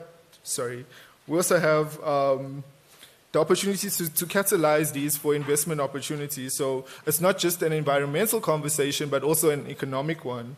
And without urgent access for climate finance or mobilizing climate finance, the cost of actually inaction is greater than the current cost of climate finance. So by 2050, we would lose 20% of our GDP per year if we don't act now, which is really interesting. And this actually takes away from the other factors that when you consider the cost. So beyond just the economic cost, looking at the socio-economic cost and the development costs, there's going to be much more food insecurity and hunger, much more increased heat-related mortalities, as well as the loss of biodiversity and natural ecosystems.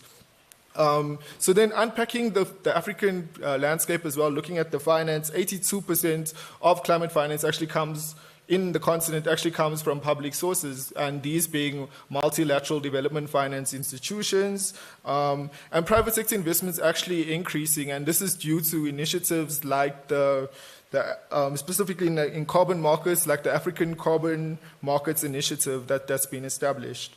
But then you still see this concentration of climate finance. So just 10 nations hold 50% of the track climate finance, which is very strange.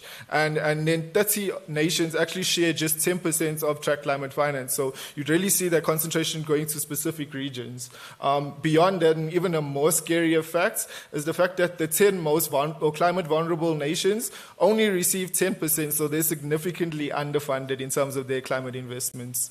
Looking at utilizing domestic capital, so our financial markets, our commercial banks, our pension and insurance assets sits at about $2.7 trillion, but these majority of the sources are coming from international sources, and this shows that domestic capital on the continent is not being utilized as well.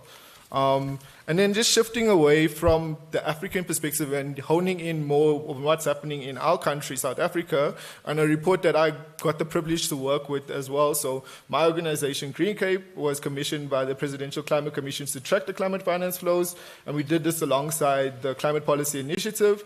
What we found was that the track climate finance for the years 2019 to 2021 annually resulted at 131 billion rand, and that's pretty much a very exciting number. It's a big number, but this still needs to increase by 3 to 5 times to actually meet our NDCs and net zero goals respectively. So there's still a need to fund these investments.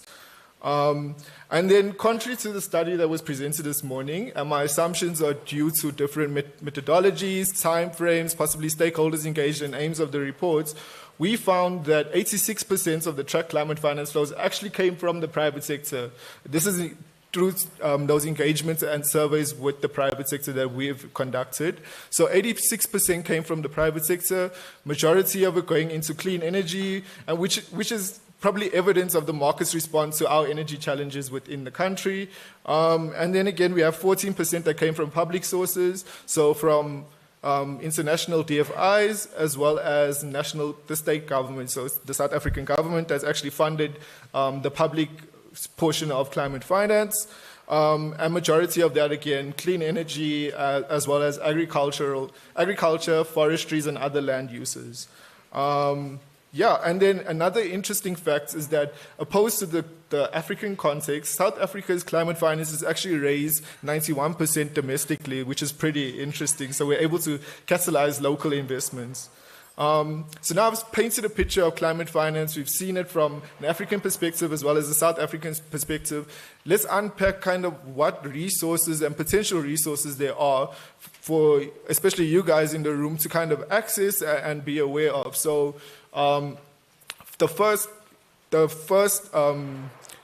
enabler of this climate finance is our financial markets or climate finance ecosystem, which is ever growing, and it has a number of sources and initiatives. So these being multilateral climate funds as well as national climate funds. So we have the Green Climate Fund, the GCF, the Development Bank of Southern Africa. So I know DBSA did present earlier, and it does sound very much like a restricted to South Africa, but it's Southern Africa. So I think their mandate covers sub-Saharan African reach. So they have a green fund as well as a climate finance facility. And then the World Bank, the IUCN, and the EEPA also provide additional funding support. And then I'd just like to unpack some of the solutions that have been provided by state institutions like our National Treasury. So the National Treasury actually is looking at engaging in disaster risk financing. So they're implementing a disaster risk financing strategy, essentially looking at creating innovative financing strategies and risk transfer to mitigate the impacts of climate change.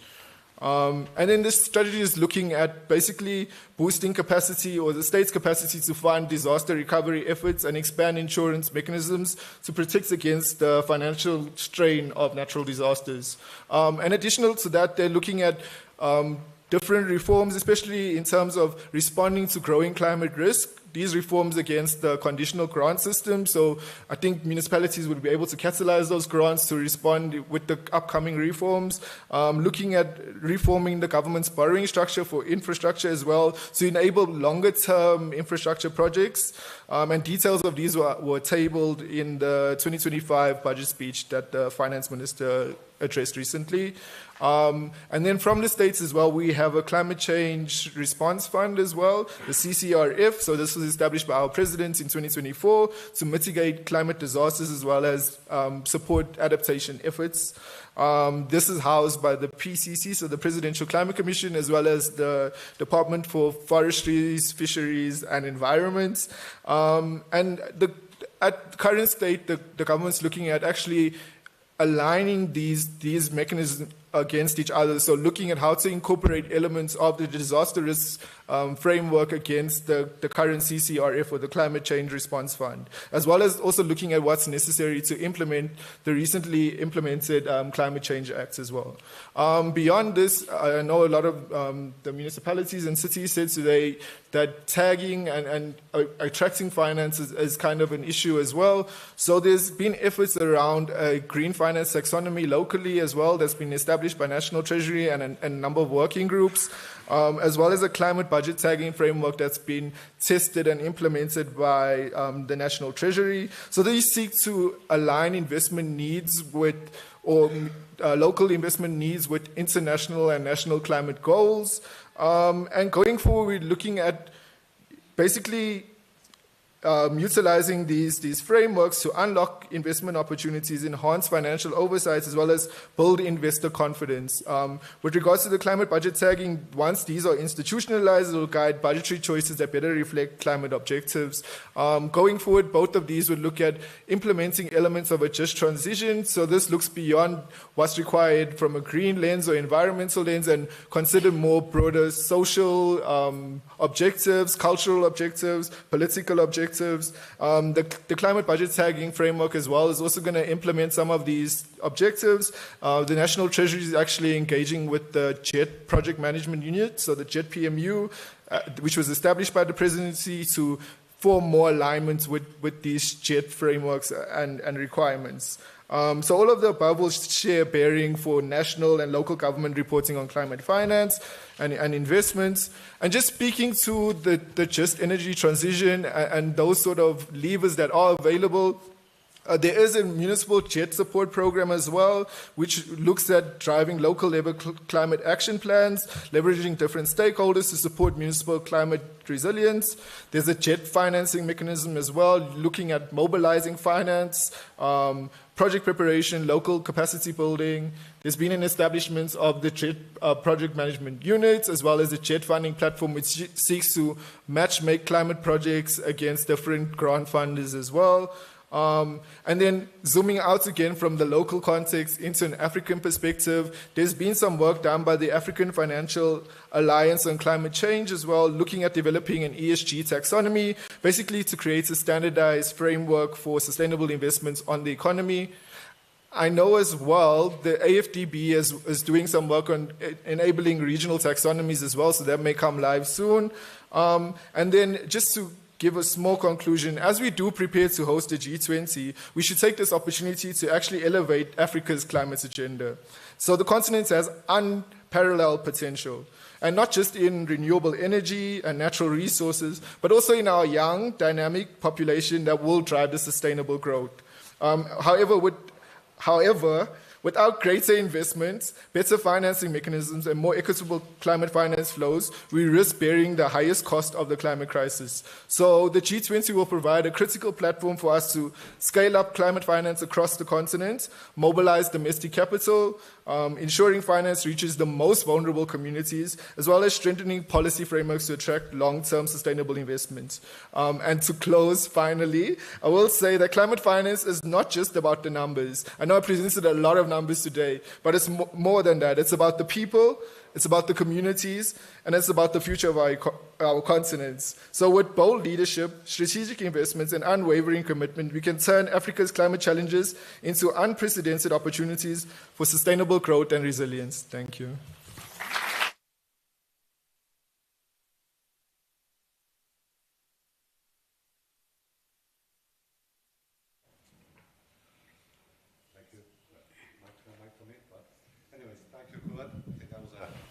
Good test for your public speaking. So you did pretty well. Practice a little more, but you're almost there. Okay, now we get to welcome Elijah to join us on the floor. Elijah Ramufilifo, I said earlier, is the program manager for the Sustainable and Resilient Cities for the South African Cities Network. So, Elijah, the floor is yours. Oh, can I get that roaming mic? Oh, thank you. Good afternoon, colleagues and everyone. It's also my pleasure to be presenting. Okay, let's close that one. It's also my pleasure to be presenting, this afternoon to you. We were given a very difficult task, when Ayanda contacted us to say, your task is to repeat what has been said, but by not repeating it. So we have to create a synthesis of what has been said, but saying it differently. So I have prepared a slideshow, and I know in the interest of time is not on our side. So I'll try and run, quickly to it. If we can loop it. Oh, yeah. Oh, okay. It's not showing on my side. So it means I have to look back. So just quickly, just setting up the scene. Recently, the World Economic Forum have published a report in terms of the global risk index. And, just to set the scene, we are seeing that, issues that are surrounding extreme weather events, are actually at the high level in terms of the risk at a global scale. And we are saying that, as environmentalists, our current market, which is led, by approaches towards, economic development, is not bearing any fruit in terms of ensuring that we preserve and conserve our natural resources. So if you can see there, you can see that, extreme weather, over the 2 years projection, currently is sitting at, number 2. But if you look at, an extension in terms of, the projection, 10 years down the line, you can see all the green variables or parameters which looks at, the status of the environment which we care and cater for. So it is important that we have to act now, because the cost of inaction will lead to apocalyptic, output. So what we are saying now is to say, if you look at what is leading now in the current stage is misinformation. With the emergence of social media and all that, you can see that extreme weather events then is a serious problem. Because with social media and all the communication, you minus that, then you have extreme weather events leading in terms of the risk. So just moving ahead, we are saying that, in ensuring that we ensure that our economic development is grounded and premised in terms of environmental sustainability, we need to look at this, what we call the SDG wedding cake. And you see, in terms of what is on the ground or what is premised. You see you have SDG 6, 14, 15, and 13. These are core in terms of your climate action, life underwater, life on land, and ensuring that we have clean water and air. So it means that in terms of the base, we need to ensure that we take care of this. The rest can come, while we are ensuring that, we are preserving and conserving our natural resources. And just to mention on that, we are saying that in terms of economic and financial sustainability, the corporate and the financial sectors, they can't have the cake and eat it. We need to start ensuring that the investment is towards the environment, because it's the environment that sustains their businesses. Okay, so how do you do that? You ensure that you find solvency with the environment. How do we find solvency with the environment? Solvency speaks to issues of balancing your debt and asset base. So if you are looking at your environment or natural resources as your asset base, it means that you have to ensure that you take care of those. Otherwise, you are running a risk of being insolvent with the natural resources, because we are not having infinite natural resources. So I'll just browse quickly in terms of the time lapse, in terms of where we are, but we are approaching a tipping point where if we don't act, we are going to get into this region of uncertainty, shocks, and disruption. And we can see in other regions that, the signs are there already. So how do we ensure that, we find resilience, with the environment, or build solvency with the environment? As I've already indicated, we have to prime all our investments with the earth system. Beyond that, there's nothing that we are going to sustain, as humankind. So we need to ensure that, from the premise, from business sector, all different sector industries and all that, we have to ensure that, we premise our financial models on the basis of earth as our base. And currently, as indicated in my opening slide, that the current financial and economic model are not finding their basis on the environment. Okay, and then we can look at all this. But in terms of this flower here, it's almost, if you're looking at it from the top down, you can see that the biosphere is still the base, and then followed by society and the economy at the tertiary level. So in terms of green finance mapping, my co-presenter has spoken very well about that, and we've seen, had this throughout the session. I think Dr. or Prof. Moyo spoke about this in one of the parallel sessions. It was also addressed in the opening presentation this morning. But all it says is that there are some green shoots, okay? Make no mistake about that, there are some green shoots in terms of investment towards environmental, sustainability and green financing, okay? However, in terms of areas where these investments are taken towards to or focused to, it's mostly on areas of mitigation. Okay. However, we need to ensure that we find balance. To ensure that issues of adaptation and resilience also get the piece of the pie, or the piece of the very cake that we spoke about earlier on. So in terms of all this, who's benefiting from all these, billions that we are seeing coming into the green finance market? Is Africa sitting in the table, or we are eating from below the table? This will show us. So in terms of where this 281 billion that has been invested into the green financing and green finance market, you see that only 5% of that is coming to, actually 1.5 billion, which is 5% of that money, is invested in sub-Saharan Africa, which is something to ponder. To say, as African, are we going to be the ones who are always going out to knock on these doors? Are we sustainable by ourselves? Can we find innovative measures and models that we can be able to sustain ourselves as a continent? So that's a question to ponder. Otherwise, all the other, fund is going into the Asia Pacific and all other regions. So here is what we have to say are the takeaways in terms of what has been presented throughout the sessions, starting from Tuesday. And of course, there are many others. We are saying that there's lack of conducive policy environment for capital private investment. As government, as municipalities, as cities, we need to ensure that our policy frameworks, plans, and action speak to the investors.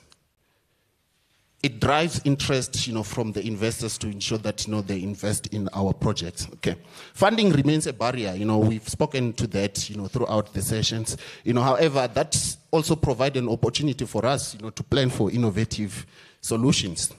We have data-driven decision tools that can assist us in terms of ensuring that our financial models speak to what will ensure that the investor come into the table and be willing to sit with us. Unfavorable credit profile to access funding, the cost of financing. Investors will look at that to say, are you bankable as a municipality, as a city, as a country, or as a community-based organization? What is our return of investment in us, bringing our investment into your project? So we need to look into that. Need for capacity building, project preparation. This was spoken about, comprehensively in the morning session. So I won't, elaborate on that in the interest of time. Urban greening offers environmental, social welfare, health, and economic benefits. That also came out through, the whole entire sessions. Project alignment with private sector, long-term strategic vision and prioritization of greening agenda. That also came out in the morning, throughout from industry actually, to say maybe something to look into is to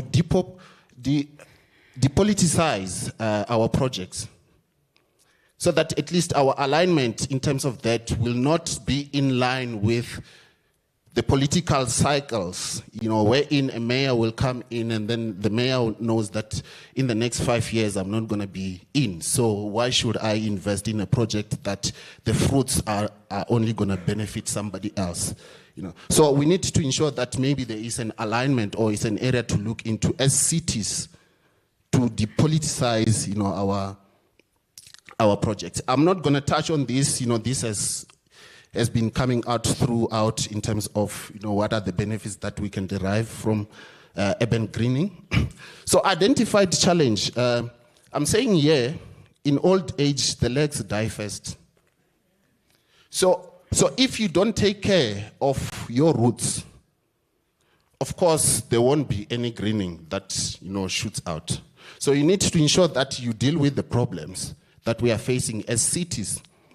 Number one, insufficient collaboration. We are sitting here, we are operating in different spaces, environment, and sectors. But is there a platform where we sit and collaborate and find a common ground wherein all of us can benefit? We need to look into that. And that hinders effective policy development because everyone is operating in silos. Okay? Inadequate investment that has been spoken about throughout the session. It reduces implementation of green initiatives, and investment here speaks to across sectors, from capacity building, education, science, technology, and innovation. There isn't enough investment in terms of that. Fragmented knowledge sharing, we need science. We need science. We need to ensure that we build platforms where we can have peer-to-peer learning platform, where we share knowledge with each other. Okay, so these are challenges that have been identified throughout the sessions. Absence of clear metrics in terms of project development, project planning. You need to see, where are you going? What are your timelines for your project? In terms of measurability, what is it that you're going to be measuring your project against? So you need to design, clear metrics that will be able to ensure that there's accountability in terms of those projects that you'll be developing. Lack of community engagement, we fail to address local needs.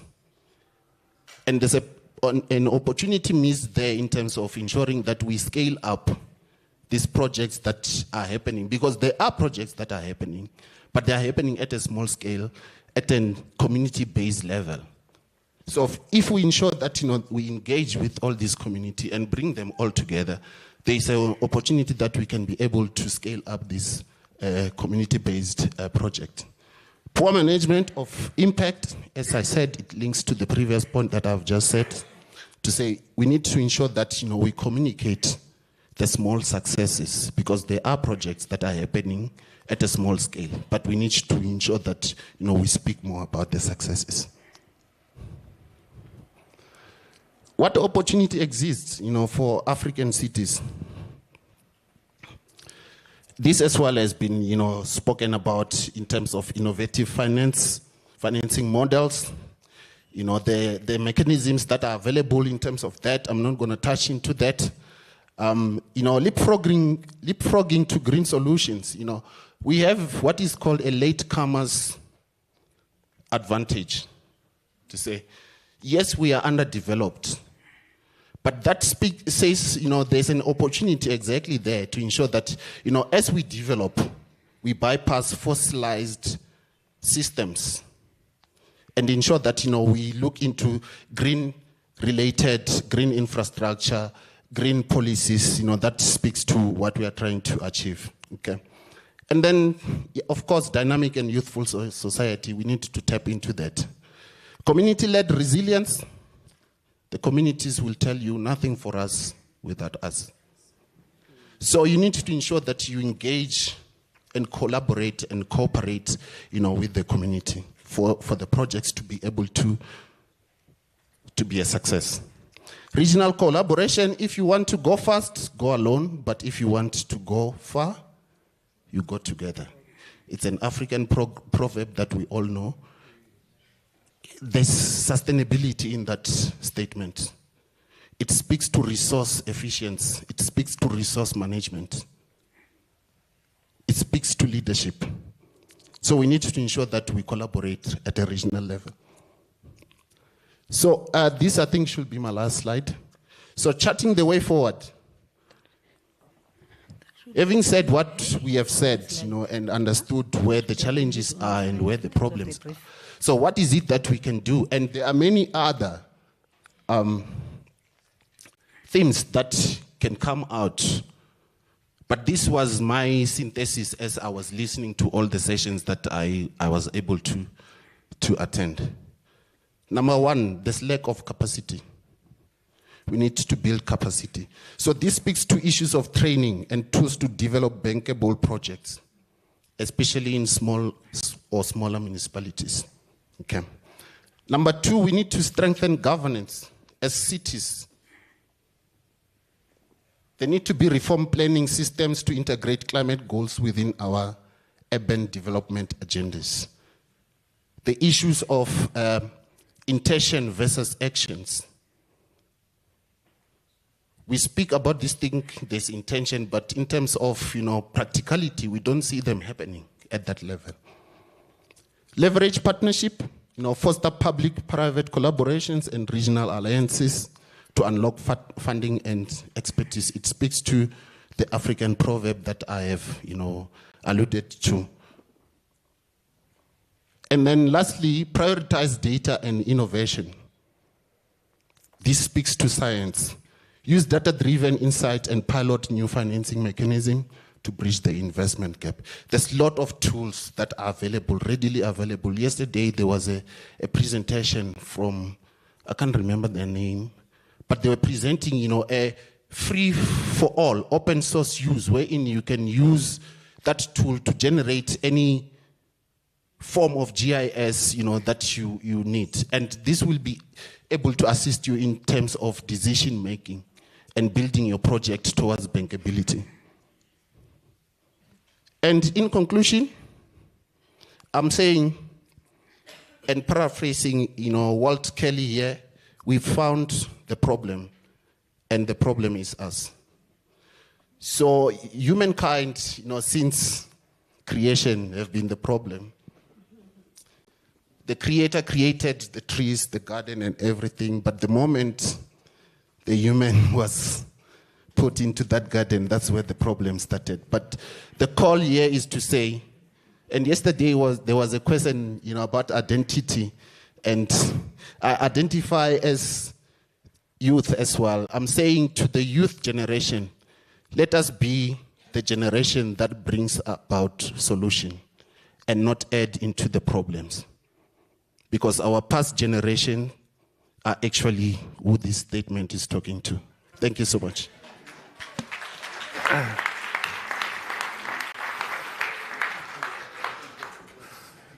The mic here? Yes, thank you, Elijah. That was a fantastic summary.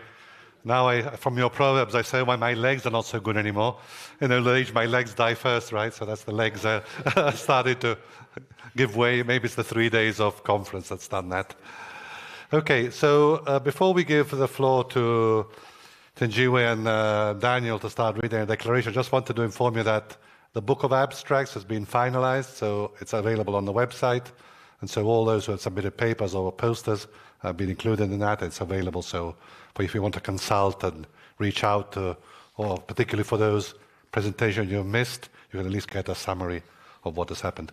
So, as I mentioned at the beginning, we have, let's say, a little arbitrarily, let's say, within a smaller group of the scientific committee and the organizing committee, put together a final declaration. We hope it captures all that we heard in the last few days. We try to put together something that makes sense. Once again, it's not a binding document, or it's really a declaration of what we feel should be the next steps in this work. So I would like to invite Thenjiwe Mioli from the City of Johannesburg and Daniel Paddy from the City of Kampala to help us read through the declaration. I'm not sure who's going to go first. Daniel, I think. Yes, please.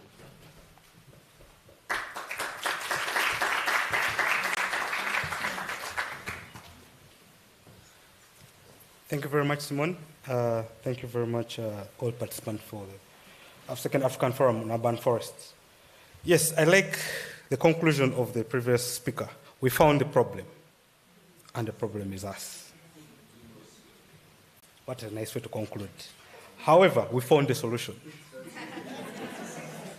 And we, the participants of the Second African Forum on Urban Forests, gathered here in Johannesburg, from the 18th to the 21st March 2025, under the theme, Greening Horizons, Shaping the Future, Resilience of African Cities Through Urban Forests, reaffirm the critical role of urban forests and green spaces in strengthening African cities through global climate change challenges and in creating healthier, more inclusive, equitable, and resilient communities. Our commitment, being on the momentum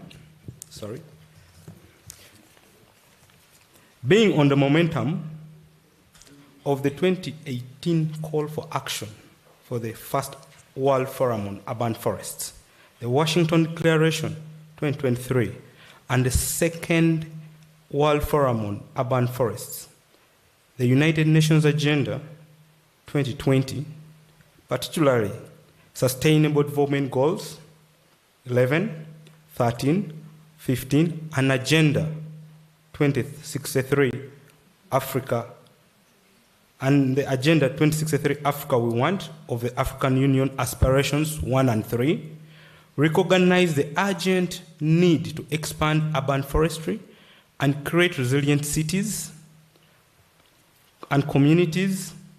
Additionally, we align the global biodiversity. We align with the global biodiversity framework, Target 12, and the Paris Agreement, which calls for expanding access to green and blue spaces in urban and peri-urban areas. Why urban forests matter? Despite the unprecedented scale of urbanization, growth of informal settlements, climate change effects, and land degradation and deforestation in Africa, we are certain that carefully designed, implemented, and maintained green spaces such as urban forests, can strengthen social cohesion, heritage, and sense of belonging, promote spatial equity to improve public health and well-being, create employment, entrepreneurship, and local development for all, generate ecosystem goods and services, provide quality space for tourism and recreation, support biodiversity, build capacity to adapt to climate change while mitigating extreme heat, flooding, biodiversity loss, and pollution, and serve as places for environmental education and traditional learning. Despite the growing recognition of these benefits, distribution, quality, and access to urban greening and urban forests, remain unequal. We must bridge the gap. Our call to action. We urge decision makers, urban planners, foresters, ecologists, botanists, architects, and landscape architects, engineers, the health sector, including traditional healers, civil society, and all the community members, as well as development financiers and partners and the private sector, to work together to ensure that green spaces, including urban forests, are inclusive, designed for diverse physical, social, and cultural needs, safe, well-maintained, and equipped with necessary facilities, and developed with local residents in the planning and maintaining to ensure they meet the community needs. Well managed, aiming for optimal outcomes and overcoming legislative, political, financial, institutional, land use planning, cultural, social, and physiological barriers, minimizing trade-offs and ecosystem services. Equitably distributed. All communities, regardless of income, race, gender, or locality, have access to quality green spaces, enhancing environmental justice. Multifunctional, resilient, and sustainable. Supporting recreation, livelihoods, education, and biodiversity, and habitat connectivity.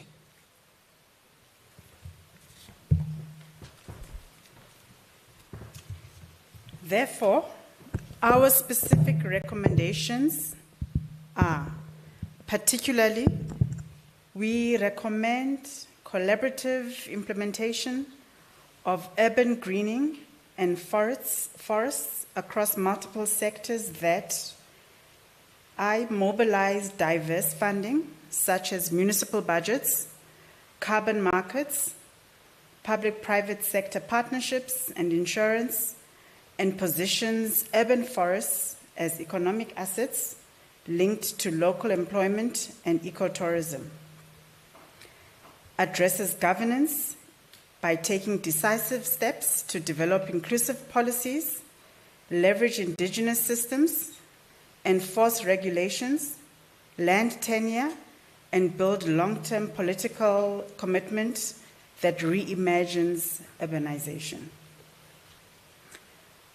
Focuses on environmental and climate challenges, selecting diverse native species, restoring water catchments and healthy reservoirs, investing in waste management, and addressing historic inequalities and environmental injustices, urban agriculture, and climate-proof green infrastructure.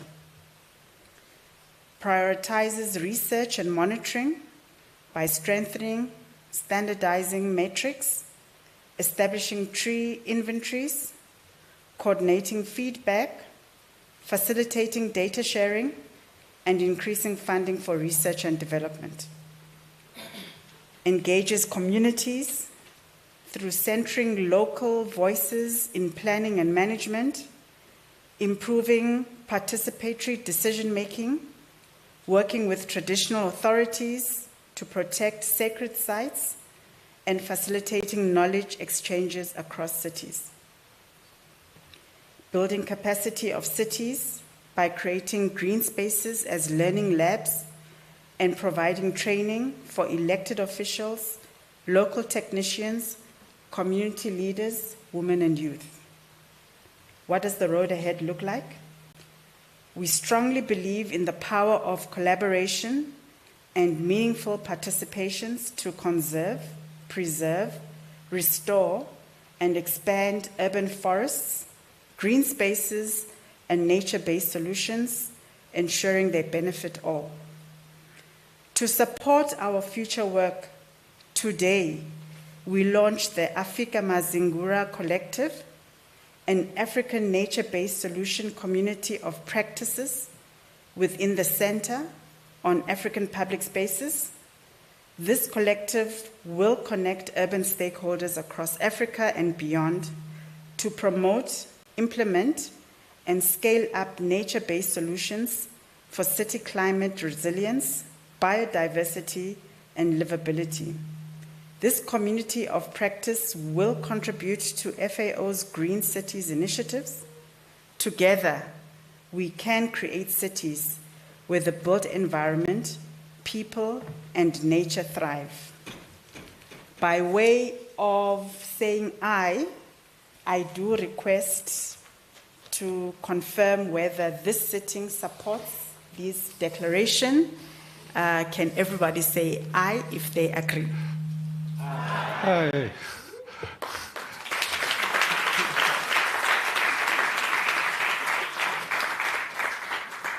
I therefore declare, Chair, that the Second African Forum on Urban Forests declaration has been adopted by the sitting, and it therefore stands for the year 2025. Thank you.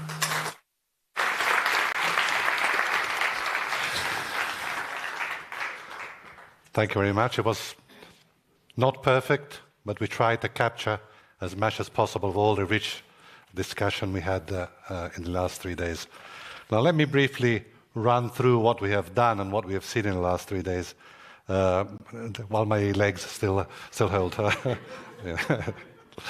Okay, so I think one of the highlights for me of this forum was on the first day we actually had the mayors on stage, telling their story, telling what they have been doing in the cities. We had city, of course, the mayor from Johannesburg, where we had mayors from different cities in Africa. I think that was really a way to tell us this is who we're working for in the end. It's for the cities, and the mayors represent those cities, and so they're the ones that we should really having a long-term discussion with. But we had 3 very rich days. The first day focused on one of the scourges of our time, climate change. And so really we had what researchers but also cities are doing about things like flood control, looking at carbon sequestration, heat reduction. Heat is one of also the big challenges we're going to face. We also heard a lot about indigenous restoration. So what can we learn from our forefathers about restoring the environment in a meaningful way? We heard about alternative urban futures. Other futures are possible. Once again, the problem is us. Let's have a better imagination on what the future might look like. We heard about biodiversity, how biodiversity plays an important role in cities, but we also heard about some of the disservices that trees and forests can bring to cities. That's not all perfect, so we have to make good choices when we choose species, designs, and other things to make sure these disservices are minimized. The second day, I thought we heard a lot about health, about what trees and forests, what role they play in our daily life in terms of providing a healthier environment for us to live. They provide services that can help us. They provide, in fact, we heard about things like food security. So this linked with food security, we heard a lot about environmental justice or equity, shall we say, about educating future generations about the importance of this. But I think we also heard some important things about the sacred nature of trees. Trees are sacred to many cultures in Africa, but also in Europe, in Asia. So trees have this aura of sacrality in the end. I think it's why we feel so connected to them. We heard a lot about informality, about how cities, particularly in Africa, have a lot of contrast between formal and informal parts of the city, and how we can actually try to, let's say, make the city greener for everybody, not just for the richer part. We heard about participation, and I think that was a very important point, and we heard about healing. We had a lot of how the medicinal gardens or medicinal plants can really be used in traditional healing methods. Today, the last day, I think we, having heard all these fantastic benefits, we heard about how do we actually unlock this potential through finance. And I think that was a very, very important point, because in the end, unless we have the capacity and the resources, it's very difficult to go forward. And I always say, to me, we need to change the paradigm. It's about turning what looks like a cost into an investment. We need to make people think this is an investment, this is our natural capital. There's a big return on investment, like make sure that's unlocked and captured. We heard about governance, we heard about monitoring resources, and a very important thing is, unless you know what you have, how you're going to manage it. So I think having a good understanding of the natural capital, of the resources, of the services is fantastic. And finally, we had a fantastic declaration read by our colleagues. So I think really, for me, it was a fantastic journey. It was the first time we had this type of physical gathering in Africa. Last time, unfortunately, it was virtual, and so we're not able to interact the way we did this time. And as I said on my first day, this type of event, to me, it's about three things: listening, learning, and making friends. And I listened a lot, I learned a lot, and I made a lot of friends. So I think for me, that was a success. I hope it was the same for you all. And really, at this point, I'd really like to thank the City of Johannesburg again. I'd like to thank the Center for African Public Spaces, UN Habitat, for really helping us put this together. I think it was a fantastic event. All the Salga was involved, other partners, our private sponsors. I mean, there's a long list. You've seen it already several times. But I think this was only possible thanks to this large, wide partnership. And, of course, I would not forget the scientific committee who helped us put together a solid program, and all the others who were involved, including the technicians, all the people that helped us, the catering and so on. So I would say thank you all for being here. I hope it was as useful for you as it was for me. And I hope to see you again in a different life. For me, I will be retiring next week, essentially. Yay! I know my boss over there is not very happy, but that's the thing. So I'll be retiring next week, but I'm sure I'll continue to be in this space in some way or other. So I'm sure we'll cross paths in a different way. And now I know Ayanda has a final announcement. Please, Ayanda. Don't go. Don't go. Don't go. I won't go. Okay. Thank you very much. I thought just before we close, I would like to say a few words. Okay. And to acknowledge someone who's truly special and thank him. Someone who has been key in convening these kinds of regional platforms across the globe. And this is Simon. It is.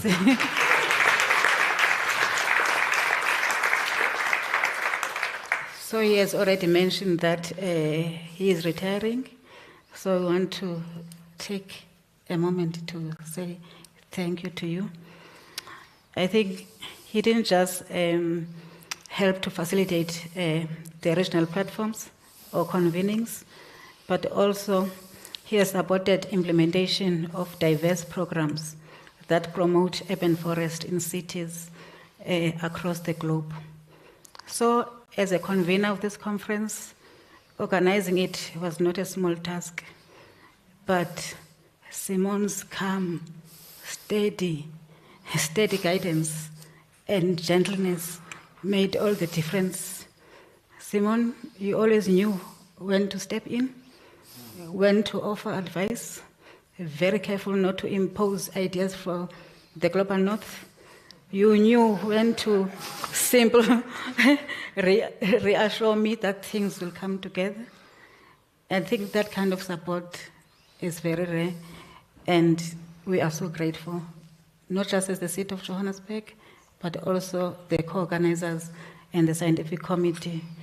And lastly, We think that beyond this forum, your influence extends far and wide. We wish you a retirement filled with rest, with adventure. I don't know about your legs. We'll see. With happiness, but I think more importantly, with love. Thank you. Thank you.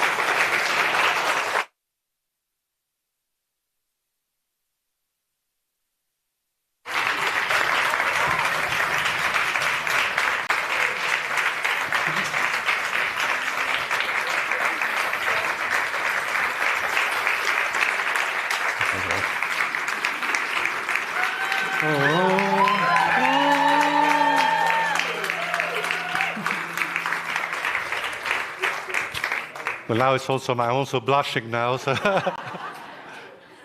well, thank you all again, and I think really enjoy the rest of your time in Johannesburg. There's going to be field trips tomorrow. Remember, the bus for those who are in the hotel will be at 7. So we'll see. We're not saying goodbye yet. We'll see you tomorrow, and enjoy the rest of your evening. And please make sure you come to the field trips if you want, or we'll say goodbye now. All the best. Thank you.